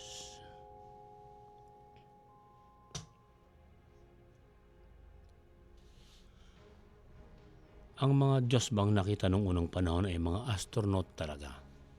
Sabi ni Eric Von Daniken, maging sa Biblia ay may kwento kung paano nabuo ang daigdig sa loob ng 7 araw. Ngunit hindi nahalata ng marami ang sinasabi sa Genesis chapter 1 verse 26. And God said, "Let us make man in our image, after our likeness." Sabi ni Daniken, bakit plural kung magsalita ang Diyos? Bakit sinasabi niyang tayo kahawig natin? Marami ang nag-iisip na may isang Diyos dapat tayong sasambahin. Pero bakit ang Diyos na nagsalita noon sa paglikha ng daigdig ay hindi singular kundi pangmaramihan ang tingin niya sa kanilang uri? Sabi pa sa Genesis chapter 1 verse 1 hanggang verse 2, when man began to multiply on the face of the earth, and daughters were born unto them, that the sons of God so the daughters of men that they were fair, and they took them wives of all which they choose. Saan ba nanggaling ang sons of God na sinasabi sa Genesis? Yan ang tanong ni Daniken, no? Saan nanggaling ang mga sons of God? Sabi pa sa Genesis chapter 6 verse 4, there were giants in the earth in those days, and also after that, when the sons of God came unto the daughters of men, and they bore children to them, the same became mighty men which were old men of renown. Yan. Sa makatuwid, sabi ni Daniken, merong sons of God na nagkaroon ng breeding sa human beings. At may mga naging anak na giants na napatunayan namang napakarami nga noong giants, di ba? Sa lahat ng bahagi ng daigdig, patunay yung mga nahuhukay na mga buto nila. Talagang nabuhay ang mga higante noon, pero anong uri sila ng nilalang? Sila ba ang mga ninuno natin na lumikha ng higanting moog o lumikha ng mga kung ano-anong mga nakikita nating mga bagay na hindi kayang gawin ng ordinaryong tao? O talaga bang ang mga bagay na ito na nakikita natin ay likha ng technically skilled space traveler mula sa mga bituin? Sa ano't ano man pinatutuhanan ng Biblia na merong mga nabuhay na higante noon at sila'y tinawag na sons of God. At ang sons of God na ito ay nakipagtalik sa daughters of men kaya nagkaroon sila ng supling. At kung pag-uusapan ng Sodom and Gomorrah sa Biblia, sa Genesis 19 verse 1 to 28, merong 2 anghel na dumating sa Sodom isang gabi. Habang nakaupo si Father Lot sa bukana ng bayan, hinihintay ni Lot ang 2 anghel na napatunayang mga lalaking anghel pala. Pagdating ng 2 anghel, inimbita sila ni Father Lot sa bahay nito. May mga kalalakiang sangkot sa sexual lust ang gustong makapagkaibigan sa mga anghel, ngunit sila itinakwil ng mga anghel na ito. Sa isang kumpas ng kamay, nangabulag ang mga lalaki roon. Sabi sa Genesis 19 verses 12 hanggang 14, ipinag-utos ng mga anghel kay Lot na ilayo ang kanyang asawa, mga anak, mga manugang sa labas ng bayan sa napakabilis na paraan. At nagbabala ang mga anghel na wawasakin ang bayan nila Lot. Hindi naniwala ang mga kausap sa anghel. Ngunit kinaumagahan, ginising ng mga anghel si Lot at muling inutusan na ilayo ang kanyang asawa at mga anak at dumayo sa makasalanang bayan. Sinabi ng anghel na kapag tumatakas na sila, walang lilingon. Umakyat sila ng mabilis papunta sa mga bundok. Ang sabi ni Eric von Daniken, malinaw na ang dalawang anghel ay mayroong dalang puwersa o armas na hindi alam ng mga taga roon. Iminumungkay raw na ang pagmamadali ng mga anghel na makaalis sa ang pamilya ni Lot ay para bang kailangan mawala sila sa loob lamang ng ilang minuto, at ang babala na huwag silang lumingon ay may palatandaan din na nais ipahiwatig. Maraming ulit na tumanggi si Lot na tumakas, ngunit ang sabi ng mga anghel, kapag hindi sila umalis, wala na silang magagawang paraan. Bakit ganito ang pag-alerto at pagmamadali ng dalawang anghel sa bayan ng Sodom at gusto nilang iligtas ang pamilya ni Father Lot na kilalang mabubuting tao at hindi kasama sa mga gawaing makasalanan? Hindi raw natin pwedeng isipin na ang Diyos ay mayroong timetable at natatarantaan Diyos ng mga panahong yon. Maliban nga lang talaga kung ang dalawang anghel ay may alam na may magaganap ilang minuto lang matapos ang pagpapatakas nila sa pamilya ni Lot. Hindi na mapipigil ang napipintong pagkawasak dahil alam nila na meron ng sinimulang countdown. Bakit din sila bawal lumingon kapag tumakas? Kung iisipin ang pagbagsak ng dalawang atomic bomb sa Japan noong World War II, ang mga taong nasapol ng radiation ay namatay at lahat ng uri ng nilalang na nabubuhay ay nagkasakit at hindi na gumaling pa. Yun ang atomic bomb sa Japan.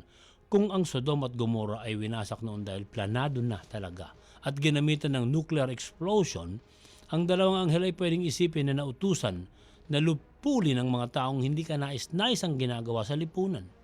Itinalaga ang pagwasak sa Sodom at Gomorrah at ang mga taong dapat tumakas, kagaya ng pamilya ni Lot, ay kailangan lumayo at pumunta sa matataas na bahagi ng bundok dahil ang mga malalaking bato na pagtataguan nila ay pwedeng sumangga sa mapanganib na silaw ng nuclear explosion. Sa kwento sa Biblia, lumingon ang asawa ni Lot at nakita niya ang atomic sun, kaya namatay siya on the spot. Sinasabi pa sa Genesis, the Lord rained upon Sodom and Gomorrah brimstones and fire. Pinaulanan ng Diyos ang Sodom at Gomorrah ng apoy at mga bato. At sabi sa Genesis chapter 19 verse 27, Abraham got up early in the morning to the place where he stood before the Lord, and he looked toward Sodom and Gomorrah and toward all the land of the plain, and beheld in law the smoke of the country went up as the smoke of a furnace. Bakit sisirain ng Diyos ang mga taong sa palagay niya ay nagkamali siya sa paglikha sa kanila? Bakit nagkaroon siya ng paboritong anak katulad ng pamilya ni Lot? Bakit wala siyang pakialam na pinuksa ang lahat ng natirang tao sa Sodom at Gomorrah? Kung ang kinikilala nating Diyos ay infinitely good God at nababatid niya ang lahat ng bagay, bakit siya magkakamali sa paglikha ng tao at pagsisisiya niya sa bandang huli at wawasakin ang lahat ng buhay na kanyang nilalang maliban sa mga pinili niyang matitira lamang na maging buhay? Sabi ng propetang si Ezekiel sa Lumang Tipan, in the 30th year, in the 4th month, in the 5th day of the month, as I was among the captives by the river of Chabor, that the heavens were opened, and I looked, and behold, the whirlwind came out of the north, a great cloud and fire unfolding itself, and a brightness was about it, and out of the midst thereof as a color of amber. Out of the midst of fire, also out of the midst thereof came the likeness of 4 living creatures, and this was their appearance. They had the likeness of a man, and every one had 4 faces, and every had 4 wings, and their feet were straight, and the sole of their feet was like the sole of the calf foot, and they sparkled like the color of varnish brush. Ang inilalarawan para ni Ezekiel, ang detalyadong paglapag ng isang sasakyang panghimpapawid mula sa hilaga at bumubuga ng maliwanag na higanting ulap na parang buhangin sa disyerto. Kung sinasabi sa Lumang Tipan na ang Diyos ay pinakamakapangyarihan sa lahat ng makapangyarihan, bakit ang Diyos na inilalarawan ni Ezekiel ay sa isang direksyon lamang nagmula? Hindi ba pwedeng dumating ang Diyos na parang magic? Walang sasakyan, walang ingay, lilitaw lang. Kasi Diyos siya. Sabi pa ni Ezekiel, sa kanyang nasaksihan, Now, as I beheld the living creatures, behold, one wheel upon the earth by the living creatures with 4 faces. The appearance of the wheels and their work was like unto the color of a beryl, and the 4 had one likeness, and their appearance in their work was as it were a wheel in the middle of a wheel. When they went up their 4 sides, and when they turned, not as they went. As for their rings, they were so high that they were dreadful, and the rings were full of eyes round about them 4. And when the living creatures went, the wheels went by them, and when the living creatures lifted up from the earth, the wheels were lifted up. Ang paliwanag na ito ni Ezekiel ay kamangha-mangha, ngunit mahusay, no? Ang isang gulong ay nasa isa pang gulong. Ang nakita ni Ezekiel ay katulad ng mga special vehicle ng mga Amerikano ngayon na ginagamit sa disyerto. Sabi ni Ezekiel, ang gulong ay umaangat kasabay sa pag-angat ng nilalang na merong pakpak. Tumpak si Ezekiel. Ang pag-angat ng gulong na sasakyan na kanyang nakita, kung itutulad sa ating helicopter, ay talagang kasabay ding aangat ang pakpak o hélice. Sabi ni Ezekiel, Son of man, stand upon thy feet and I will speak unto thee. Ang nagkukwento nito ay ang nagsasabing narinig niya ang boses. At sa labis na takot, yumuko siya at ang mukha ay idinikit na lang sa lupa. Dahil dito tinawag ni Ezekiel ang kung anumang nilalang na dumating bilang Son of Man. At gusto nilang kausapin si Ezekiel na sinasabing Son of Man. Sabi pa ni Ezekiel, narinig ko sa aking tabi ang isang tinig na nagsabing, Blessed be the glory of the Lord from this place. I also heard the noise of the wings of the living creatures that touch one another, and the noise of the wheels over against them, and a noise of a great rushing. Parang ingay ng sasakyan talaga, no? Na may makina. Rushing. Bukod pala sa eksaktong paglalarawan ni Ezekiel sa sasakyan, nailarawan niya rin kung gaano kaingay ang sasakyan ng ito'y lumipad. Ito'y isang saksi sa pagdating ng pinaniniwalaang Diyos at siya inutusan ng mga Diyos na ibalik niya ang kaayusan sa kanyang bansa. Isinakay nila si Ezekiel sa kanilang sasakyan at doon ay sinabi sa kanya na hindi naman talaga nila iniiwan ang kanilang bansa. Ang karnasang ito ay tumatak kay Ezekiel. Tandang-tanda niya ang kabuuan ng sasakyan, likuran nito, mga kamay, mga pakpak, mga mata, at sinabi pa ng pinaniniwala ang mga Diyos ang pakay nila sa kanilang paglalakbay. Sinabi pa ng mga Diyos na ito sa kanya na mabubuhay si Ezekiel sa gitna ng rebellious house. No? Meron daw mga mata pero walang nakikita. Meron mga tenga pero walang naririnig. Ipiniliwanag nila kay Ezekiel ang mga bagay-bagay ukol sa kanyang mga kapwa-tao at nagbigay sila ng mga mungkahi at panuntunan kung paano ay maibabalik ni Ezekiel ang kaayusan at kung paano magkakaroon ng mahusay na sibilisasyon. Ang tanong ngayon, sino ba ang mga kumausap kay Ezekiel?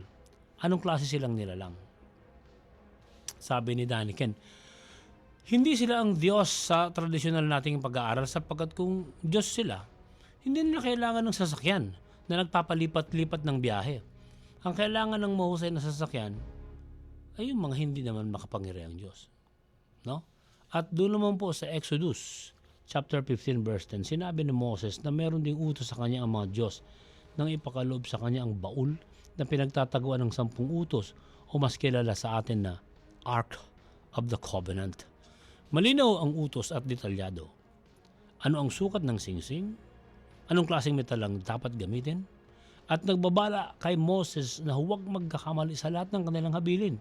Sinabi nila kay Moses na walang dapat lumapit sa Ark of the Covenant. At sinabi rin kung ano ang dapat nakasuotan, pati na ang gagamitin sa paa kung ito ay bubuhatin para ito ay mailipat. Binibigyan ng proteksyon yung mahahawak sa Ark of the Covenant. Sa kabila ng mga bilin ng pag-iingat na ganito, ginalaw ni David ang Ark of the Covenant sa tulong ni Uzzah. No?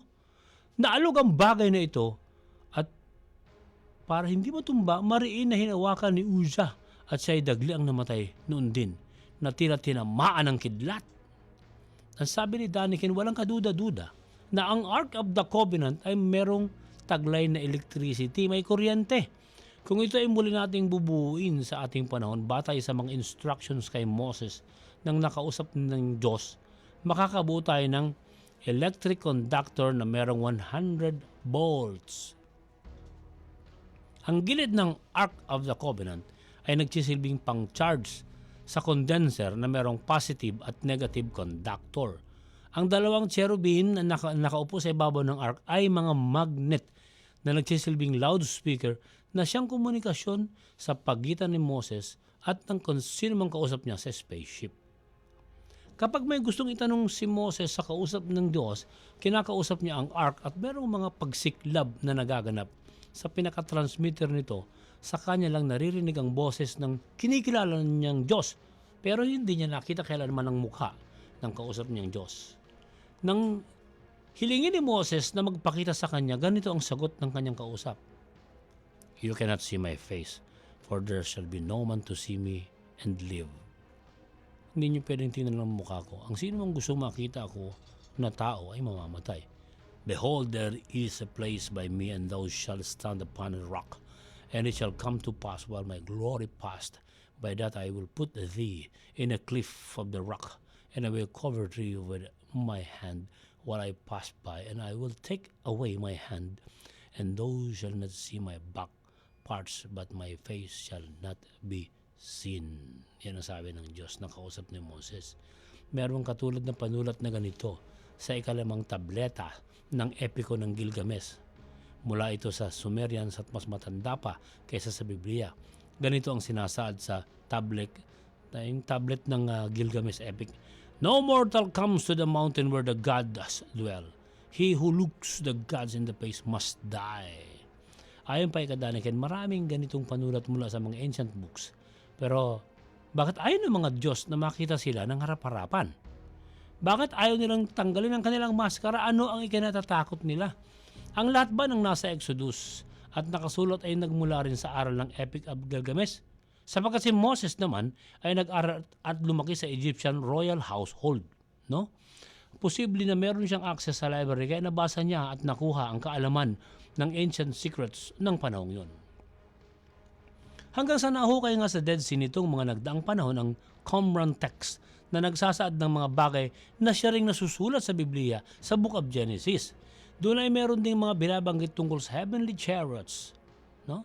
Mga chariots, sons of heaven, wheels, smokes, which the flying apparitions emitted. Ganon. Meron ding kwento tungkol sa chariot na isinakay si Adan. Meron ding usok na lumalabas sa pagitan ng mga gulong. Meron ding sinasaad na Lamech scroll. Na yung sa Lamech scroll, ganon din ang mga description sa mga nakita. Si Lamech ay ang ama ni Noah. May kwento naman po dyan. Ano? Isang araw, umuwi si Lamech at nagulat, may naabutang isang batang lalaki na hindi niya kauri, batay sa itsura. No? Tinanong ni Lamech ang asawang si Bat-Enos, sino ang batang ito? Sabi ng asawa, sumusumpa siya na hindi niya ito anak at hindi siya naanakan ng kung sino mang sons of heaven. Sino ang tinutukoy ng asawa ni Lamech na maaaring makabuntis sa kanya na tinatawag yung sons of heaven? Kasi may bata na hindi naman anak ni Lamech nasa bahay nila.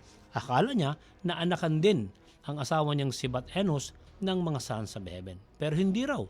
Ang kwentong ito ay naganap bago pa naganap ang The Great Flood.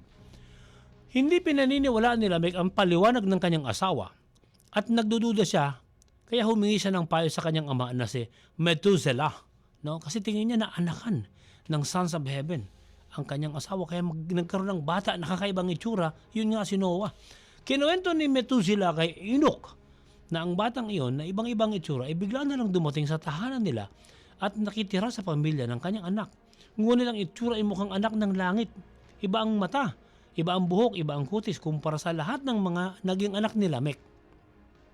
Ang sabi ni Enoch kay Methuselah, dumating na ang kanyang pinangangambahan. Nalalapit na ang araw ng paghuhukom sa sangkatauhan at sa daigdig dahil sa kasalanan at pagkakamali ng mga tao. Wawasakin na sila.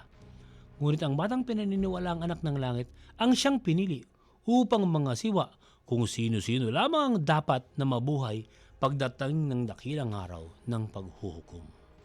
Sinabi ni Enoch na kailangang pangalanan ng batang ito na anak ng langit bilang si Noah. Kaya umuwi si Methuselah at sinabi kay Lamech ang mga dapat gawin. Inako na ni Lamech ang bata bilang sarili niyang anak at pinangalanan nga na si Noah. Sabi ni Eric Bondanikin, kamangha-mangha na alam ng pamilya na ito ang paparating na Great Flood. At sila ay binigyang babala. At ang nagbigay ng babala ay si Enoch na sa kasaysayan matapos ibigay ni Enoch ang babala at payo tungkol kay Noah, naglaho na si Enoch sa daigdig sakay ng isang heavenly chariot na umaapoy. Si Enoch ba ay isang alien? Lumilitaw sa kwento ng pamilyang ito na ang lahi ng tao ay sinadyang ipakalat sa daigdig ng mga unknown beings mula sa kalawakan. Ano ang silbi ng paulit-ulit na pagtatanim ng punla ng mga higante at ng mga sons of God sa mga tao noon kung patuloy naman na nililipol ang mga lahi ng nagiging masama? Lumilitaw na planado na ang malaking pagbaha. Plano ng kung sino mang hindi kilalang nilalang para lipulin ang masasamang lahi lamang ng tao noon at itira ang mga mabubuti na kanilang nalikha. Wala namang maaaring kumontra na tunay na talagang naghanap ang pagbaha, yung Great Flood sa kasaysayan ng mundo. Ang ilang taong paghahanda na ibinilin kay Noah upang buuin sa ilang taon ang barko na sasakyan ng mga hayop at ng mga taong ililigtas sa baha ay nagpapatunay na hindi ito paghuhusga ng isang dakilang Diyos kundi binalak lang ng mga dumayong kung sino mang mga nilalang. Dumako tayo sa kasalukuyang panahon. Hindi nakataka ang teorya ngayon na lumikha ng matatalinong tao sa pamamagitan ng proper breeding. At ang prosesong ito ay ginawa na noon pa sa mga eksperimento kaya mayroong naiibong matitinong tao at may nililipol na masasamaan lahi. Ang mga nag-eksperimento ay ang mga bumisitang alien at nag-iwan ng punla sa planetang Earth upang unti-unti ay makuha nila ang tamang itsura sa nais nilang maging katulad ng kanilang lahi. Ang hinihingi ng mga kinikilalang Diyos bilang alay ay ang pinapatay lang na hayop, hindi tao. Mga regalo, mga metal gaya ng alloy. Natagpuan ang pinakamalaking tunawan ng metal sa Zion Gabber nang ito ay matuklasan hindi may paliwanag ng mga dalubhasa. Paanong sa sinaunang panahon pa ay nakalilikha na ng copper ang prehistoric installation na ito? Ang mga natagpuang copper sulfate na nakaimbak sa Zion Gabber ay napatunayang 5,000 years old na. Sabi ni Daniken, kung ang astronaut natin ngayon na magta-travel sa space ay makakasumpong din ng planeta at may maabutan doon ng mga primitive na nilalang, iisipin din ng mga nilalang na ang ating astronaut ay sons of heavens or sons of gods. Ngunit pwede rin mas advance ang teknolohiya nang maaabutan lang nila lang. At syempre, yung mga astronaut natin, hindi nila ituturing na Diyos o sons of gods. Baka pagtawanan sila. No? Baka sabihin, ay, yung mga dumating na astronaut from Earth, obsolete ang gamit. Spacecraft nila. Luma ang modelo. Baka ganun. Anyway, sa susunod na pagkakataon, pag-uusapan natin, saan tumira sa mundo natin ang mga kinikilalang Diyos at paano nagkaroon ng interbreeding ang mga tao sa Diyos na ito. Abangan po natin sa susunod. Andiyan na ba si Dea? Magandang gabi sa lahat ng Kasindakers. Hi Dea, kumusta ka? Opo, kamusta naman po kayo, Lan? Pag-usapan natin yung mga tanong sa Marami panaginip. pa rin tayong Kasindakers na talagang gustong mapakinggan tong Chariots of the Gods. Nakikinig ako kanina pa eh. Ako namamangha ako na nakalimutan na natin ang kwento pero naiisip ko parang Tapos parang nung binabasa mo ulit nananariwa na-amaze yung pa din ako na possible nga, no? Oo, malaking posibilidad. May nakita ka ng UFO na Yun na nga at kinumpirma ng US Navy. ano kaya yun? Nahihiwagaan din ako. Hindi kaya lumilipad talaga ang mga pyramid, hindi lang natin alam? Sa Egypt, no? O baka may mga katulad na pyramid na nalikha sa ibang planeta tapos dumadaan sa atin kaya nakuha ng US Navy, no? Kaya nga eh. Kaya mahiwaga. Pero ang hiwaga ng panaginip nga ng pag-usapan natin, sino ba ang mga may tanong sa'yo dyan? Maraming mga Kasindakers ang talagang nagpapadala ng kanilang panaginip, nagkikwento ng kanilang karanasan, no? At bago muna yan, batiin ko lang ang tagapakinig natin na Kasindaker, si Mikey Serna. Ma'am Mikey, dyan sa Tandang Sora, Quezon City, maraming salamat. Hello din kay Sir Rolando Ornaldo Suarez sa Obando, Bulacan. hanggang Bulacan napapakinggan ka every Saturday dito sa Kasindak-Sindak Songs. Okay. Ito, si John Aurel, sabi niya, napanaginipan daw niya yung namatay niyang lola. Nasa supermarket daw sila, nakapila para magbayad sa cashier. Okay. And then doon sa supermarket na iyon, may kwarto daw nakita tong si John Aurel. At doon nga niya nakita yung kanyang lola. Okay. John Aurel, actually iba-iba yung pakahulugan nito, no? Depende doon sa ang environment, anong environment yung naranasan o na nagawa sa iyo ng iyong panaginip. So tumutukoy kasi ito, John Aurel, sa mga choices o options, no? Ano ba yung mga napili mong produkto, no, nung magbabayad ka na dun sa cashier lane? Nakapag-decide ka ba agad ng maayos? Particularly kasi ito rin kasi yung mga kagustuhan mong mangyari sa buhay. So ano-ano ba yung mga wants? Ano-ano yung mga needs?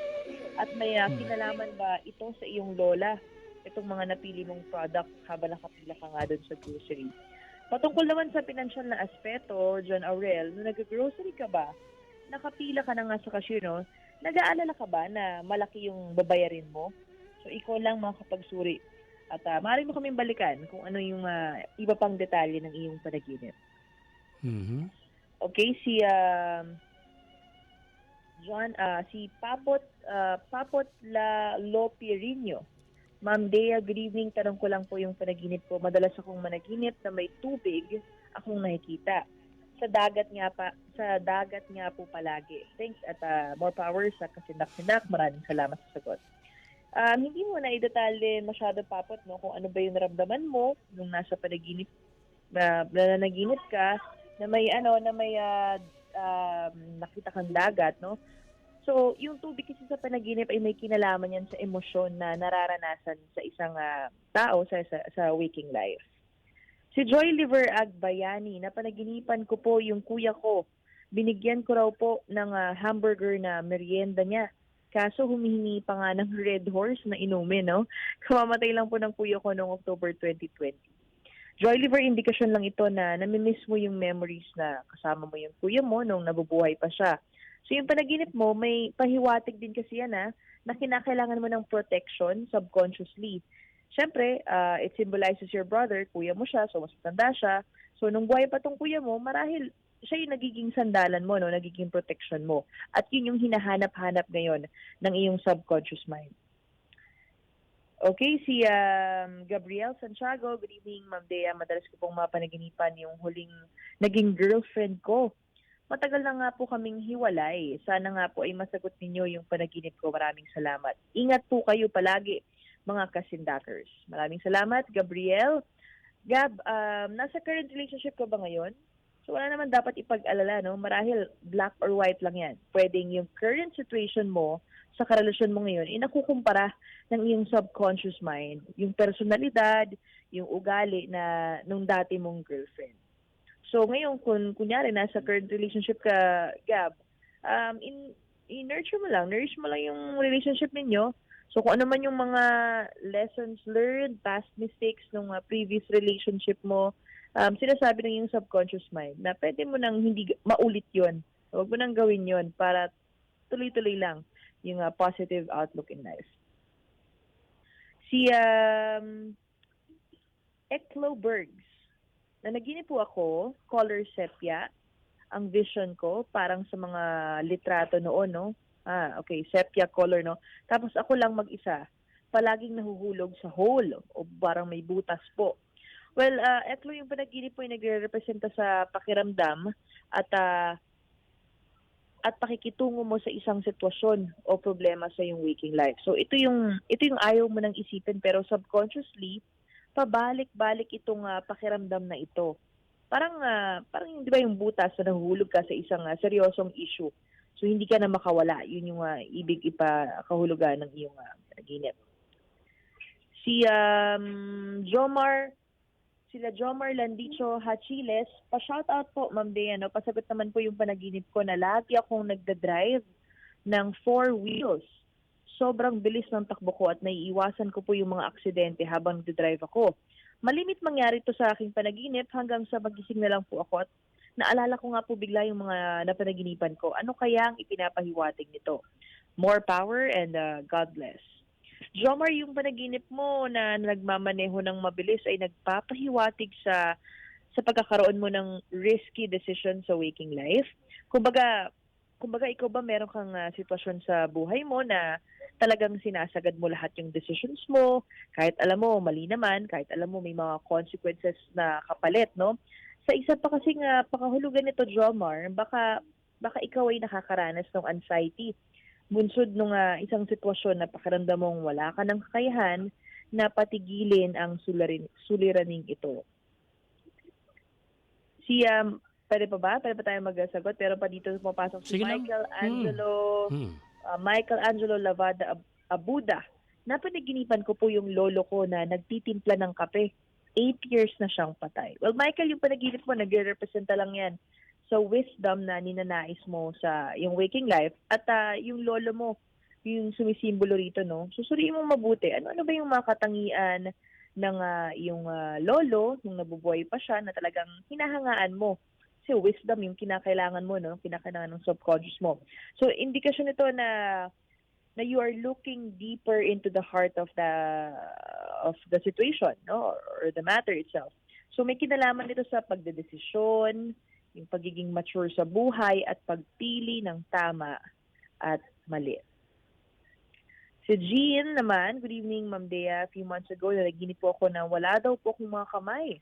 At nasabi ko sa sarili ko na mukhang hindi na ako makakatugtog ng bass guitar. A few weeks naman po, nanaginip po ako na nagpa-practice ako na magtahi sa sarili kong braso. Okay. Ano po yung ibig sabihin nun? Maraming salamat. Jean, yung panaginip mo ay nag-representa sa pakiramdam mo, no, na para kang na-hold up, o hindi mo magawa yung isang bagay na meron ka, o yung bagay na alam mong deserve ka na magkaroon sa iyong waking life. So, isa itong reflection sa buhay na yung lahat ng ating gusto, hindi naman natin lahat talaga makukuha, di ba? So, talagang may mga limitations yung mga bagay-bagay. Okay? Sige. Meron pa ba dyan sa ating... Nawala yung ano ko day nawala yung wifi ko kaya hindi ko makita yung mga binabasa mo. Anyway, kung sige, basahin mo. Pwede nating basahin yung mga nagpapa-shoutout. Sige. Isa-isa. Si Rani Roa, Sir Benji, pa-shoutout naman po. Rani Roa tsaka si Janessa Boriel. Hi, Rani. Hi, Janessa. Convincing talaga ang mga sinasabi ni Eric Von Daniken. Sabi ni Marcus Angelus. Kumbinsido rin po ako sa kanya. Happy listening kay Sir Sigrid and Sena. At saka sa buong Encena family dyan sa Quezon City. Shout out din kay Fernando Langkaon. Good evening sa iyo. Chloe Lee, hello. Sa wakas daw, sabi ni Marvin Dang, nakatunin siya sa ating programa. Sir Dito Larry, good evening and God bless po sa ating lahat. Si Dean Saurin, hello po Sir Benji, Miss Dea, Sir Adam. Silent listener po ako simula po nung nasa radio kayo. Noon nag-meet po tayo sa Fisher Mall. May book signing kayo with Plethora. Wow. Salamat naman. Hello kay Tulip, kay Christine. Salamat sa pakikinig ninyo. Salamat sa help palagi kay Sir Adam, no. Si Zedek Ariola. Si Mel. Si Mel to, kasama natin. Melchizedek. Melchizedek. Hello, Mel. Shoutout naman dyan, Chok, sabi niya. Kamusta ka na? Yan ang natin. Yan ang kasing gwapo. Kung hindi man mas gwapo pa kaysa kay John Lloyd. Kita-kita naman tayo, Mel. Pag wala ng COVID, Pag wala lang. Pwede namang Zoom na lang muna tayo. Okay. Si Lee Dilafi, first time ko pong makinig ng live stream, mga Lodi. Pero download ko pa rin po mamaya after nito para maulit-ulit ko ang programa. Salamat sa iyo. Ja Torres, more power. Good evening kay Fernando Langkaon. Solid fan naman daw ang pangalan niya is Yashing Ira Enero Hannibal. Solid fan since 2016. Hello, thank you, Mr. Hannibal. Si Mad Kalim, sabi niya, Sir Benji, pwede po bang pakitopic yung tungkol sa Alcor Life Extension Foundation? Alcor Life Extension Foundation. Hello kay Jerome Perez. Alcor Life, pakilista. Wakado Sembrano. Si Carigor, napapatanong siya, nagtataka siya kung totoo daw ba yung Or bakit nagkaka-COVID at totoo ba yung COVID o gawa-gawa lang? Totoo po. O Ang dami nang namatay eh. Si RJ Mataban, hello sa'yo. Danver Torres Calacat at sa kanyang misis na malapit ng mga anak. Hello Uy, po. ingat kayo ha. Elenita Ramos, good evening sa'yo, ma'am. Hi, Ma'am Elenita. Pa-shoutout din si Georgie, kay Carlo Cutie. Hello din kay Malik, nakikinig at katabi ko ngayon. Hello, Malik. Si Alan J. Echinekit, ingat po tayong lahat and God bless. Oh. Ang dami daw talagang natutunan ng mga kasindakers natin kanina nung nag-phone patch din si Sir Adam. O, at naliwanagan sila, no? Oo, kasi pagka may panic, hindi nakakapag-isip ng maayos ang mga tao. Tama si Adam eh. Kung meron mga balita na kung ano man, huwag magpanik. At saka, kung totoong may makikita kayong multo, huwag kayong magpanik, magpasalamat kayo. Ang tagal na namin naghahanap ng multo, ilan lang ang nakita natin hindi pa ganun kaliwanag. Yun nga Tapos kayo, pinapakitaan kayo, natatakot pa kayo. Kausapin nyo. Alamin nyo kung bakit nagpapakita anong kailangan. Yun. Di ba yung karakteristik ng multo nga, yung tinatawag na sentience? Ito si Vernon, happy birthday Belated happy birthday, Pern. Hi. Cute mo. Si June Cacao Lorejo, alam mo ba, sabi ni Sir June, sana maulit po yung meet and greet dati sa Fisher Mall, tapos may mga book signing ulit. Grade 9 pa pala itong si June Cacao. Nung na-meet natin at nakapunta nga siya, na-meet si Sir Adam, i-meet ka, Sir Chongs. Pasensya na. Ngayon, alam mo, second year college na siya. More power daw. Patuloy na nakikinig sa Kasindak-Sindak. How I wish, gusto kong mangyari yan. Pero pag ginawa natin ngayon yan sa pandemic, kukulong tayo ng mga pulis. Bawal lumabas, oo. Pwede naman, virtual. Virtual lang. Pwede natin gawin yun. Gusto mo? Good evening, Sir Benji Mamdea, sabi yan ni Joseph Ryan Lucena. Kim Arvil Viado, hello sa'yo. Ken C, maraming salamat sa pagtutok. Na-miss ko si Sir Benj, Miss Bea, avid listener po ko since 2013, sabi yan ni G. Bechaida. Nasa TV5 pa po kayo. Sana itapik niyo po yung buhay ni Eric Clapton. Sana masagot niyo yung... may panaginip siya. Okay, yung panaginip ni G. Bechaida, may panaginip ako maliit na butas na liwanag kasi sobrang dilim sa paligid ko. Oo. Okay. Yung yung nabanggit ko kanina, parang yung hole dun sa isang kasindaker natin, na parang merong isang situation or problema sa waking life, possible, no? O magkakaroon pa lang, o nagkaroon na before, na talagang hindi niya matakasan. Parang siguro dahil may butas, parang sugat, 'di ba? Hindi mawala-wala, naglilinger on yung problema. So, syempre bilang tao, kailangan gawa natin ng ma-resolve 'yon, gawa natin ng solusyon. So, nasa ating pagkatao talaga. At para makapag-move forward tayo, no, sa ating buhay. Okay. So, para makita niya yung liwanag, yung light, yung positivity. Okay. So maraming salamat sa lahat ng mga pagbabahagi ninyong dalawa ni Adam. Kahit hindi niyo ako sinasamahan dito, salamat sa inyong suporta. At sa susunod na Sabado, magkita-kita tayong muli at hopefully gumaling na po, Panginoon, ang mga nagkakasakit dito sa building para hindi naman kami naaantala sa aming mga live show. Mag-ingat ka, Dea, kung nasaan ka man ngayon at ibibigay ko na ang hinihintay na horoscope mula sa iyo. Oo, sa mga kasindakers na nagtatanong ngayon dito sa ating live stream kung saan daw tayo pwedeng, kung saan nila pwedeng may padala kanilang karanasan sa panaginip o kababalaghan, dito lamang po sa aming Facebook page, facebook.com/kasindak. Sa YouTube. Private message lang kayo. At sa YouTube din. YouTube. Official, yes. Official. YouTube.com/kasindak-sindak official. Kasi may mga nasa abroad kasi na hindi naman sila naka-Facebook eh. Pwede sa YouTube. Okay? Maraming salamat, Chonks. Mag-ingat kayo. Thank you. Narito na po ang horoscope mula kay Miss De Ricacho para sa linggong ito.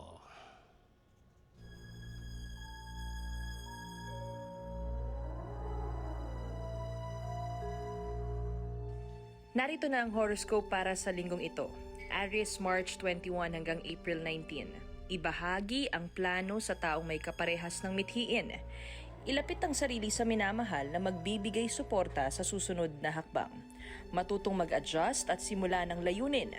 Kung ano ang itinanim, ayun din ang aanihin. Huwag ilagay ang kalusugan sa alinlangan umiwas sa mataong lugar. Taurus, April 20 hanggang May 20. Sarilihin muna ang mga opinyon nang makaiwas sa mapangmanipula. Panatilihing maging simple ang pamumuhay. Pahalagahan ang bagay na nakapagpapasaya. Sundin ang patakaran ng institusyon. Ayusin ang resume at makiugnay sa taong tutulong sa sariling pag-angat. Gemini, May 21 hanggang June 20. Tingnan ang big picture nang malaman ang hakbang sa tagumpay. Dedikasyon, loyalty at determinasyon ang kinakailangan. Tiyakin na may backup plan sakaling mapunta sa alanganing sitwasyon. Huwag sayangin ang oras sa bagay na hindi na kayang mabago. Ibaling ang enerhiya sa mga positibong bagay. Cancer, June 21 hanggang July 22. Isipin ang magandang bagay nang mapadaling matapos ang trabaho. Maging malikhain bilang kabawasan sa stress. Nasa sarili kung paano dadalhin ang kasiyahan sa bawat sitwasyon. Alamin ang totoo at huwag agad magtitiwala. Gamitin ang common sense sa mga taong demanding upang matiyak ang dapat na itrabaho. Leo, July 23 hanggang August 22. Magsagawa ng pagbabago. Maging isang halimbawa pagdating sa pagtulong sa mga nangangailangan. Pangunahan ang mga bagay at aani ng respeto dito. Magiging alanganin ang paikisosyo sakaling hindi maging patas. Ikonsidera ang mga posibilidad. Lawakan pa ang pag-iisip at tugunan ang layunin. Virgo, August 23 hanggang September 22. Harapin ang pagbabago kesa manatili lang sa safety zone. Mag-try ng mga bagong bagay nang lumawak pa ang circle of friends at interests. Mag-leap forward nang mas dumami pa ang oportunidad. Lapitan ang taong may magandang alok at may mabubuong partnership mula rito. Ang ugnayan sa mga kaibigan ay magiging mahirap kung nais makamit ang mga layunin. Libra, September 23 hanggang October 22. Alamin ang posibilidad sa mga nais makamit. Makipagdiskusyon sa taong malapit na ma-involve sa long-term plans. Maging praktikal, sundin ang patakaran at ingatan ng emosyon at pagkatao. Ang bukas na isip, disiplina at pagnanais ay makakatulong sa pagkamit ng inaasam. Makabubuti ding makisosyo sa taong may kapareha ng mungkahi as long as open ka sa mga responsibilidad. Scorpio, October 23 hanggang November 21. Ingatan ang responsibilidad bago may mag-complain. Magbigay inisyatibo at gawin ang lahat upang mas gumaan ang pamumuhay. Ihiwalay ang problemang personal sa trabaho. Ang positibong pananaw at tiyaga ay makatutulong. Magsaayos ng tahanan at sumubok ng makabagong bagay. Ayusin ang sarili ng umani ng respeto. Sagittarius, November 22 hanggang December 21. Iwasan ang pagiging emosyonal. Ang masyadong magastos ay mapupunta sa kautangan. Pahalagahan ang anumang hangarin at maganda ang magiging resulta nito. Maging bukas sa mga alok ngunit huwag magpaabuso rito. Isantabi ang galit at alagaan ng responsibilidad. Magplano ng bagay na magpapalapit sa mga minamahal. Capricorn, December 22 hanggang January 19. Maging maingat sa mga sasabihin. Ang pagbabagong hangad ay hindi akma sa karamihan. Makabubuting ayusin muna ang sarili at huwag ang iba. Alamin muna ang pros and cons bago sumubok ng bago. Ikonsidera ang pag-exercise. Manatiling maging tapat sa anumang layunin sa buhay. Aquarius, January 20 hanggang February 18. Maging praktikal sa pamumuhay. Sabihin ang mungkahi sa minamahal. Mag-ingat sa kung paano tratuhin ang kaibigan o kamag-anak. Maaring ikasira ng samahan ang pagbabago na walang abiso. Maging open at honest ng magtagumpay. Magbahagi ng ideya at concerns at tiyak na may kapalit itong solusyon sa taong natulungan. Pisces, February 19 hanggang March 20. Mali ang interpretasyon ng iba sakaling hindi malinaw ang iminumungkahi. Sarilihin ang plano at huwag pilitin ng iba na gawin ito. Magiging maganda ang daloy ng pera sa mga pagbabagong isasagawa. Isekreto muna ang plano nang makaiwas sa aberya. Disiplina at mga ideya kesa kritisismo ang susi upang hindi mawalay sa minamahal. Maraming salamat, Dea. Sa nais pong sundan ang aming horoscope, buksan lamang po ang aming YouTube page o kaya ang aming FB page. Salamat kina Director General Bongo Portadera, Magpagaling ka ng gusto, sir, ha? Hintay ka namin dito. Deputy Director General Carlo Billo, salamat po. Sir Alan Aranige, maraming salamat. Sir Ed Satira, thank you. Salamat kay Kuya Michael Lainez, salamat ha. Maraming salamat sa suporta ng Philippine Information Agency sa pangunguna ni Director Abner Kaga. At sa susunod na Sabado, muli tayo magkita-kita mga kasindakers. Sa ngalan ni Derek at Address, si Benji Pilipi po nagsasabi na hindi pa tapos ang COVID-19 pandemic. Stay apart, stay smart, stay sharp, hanggang sa susunod na Kasindak-Sindak sa Radyo Pilipinas.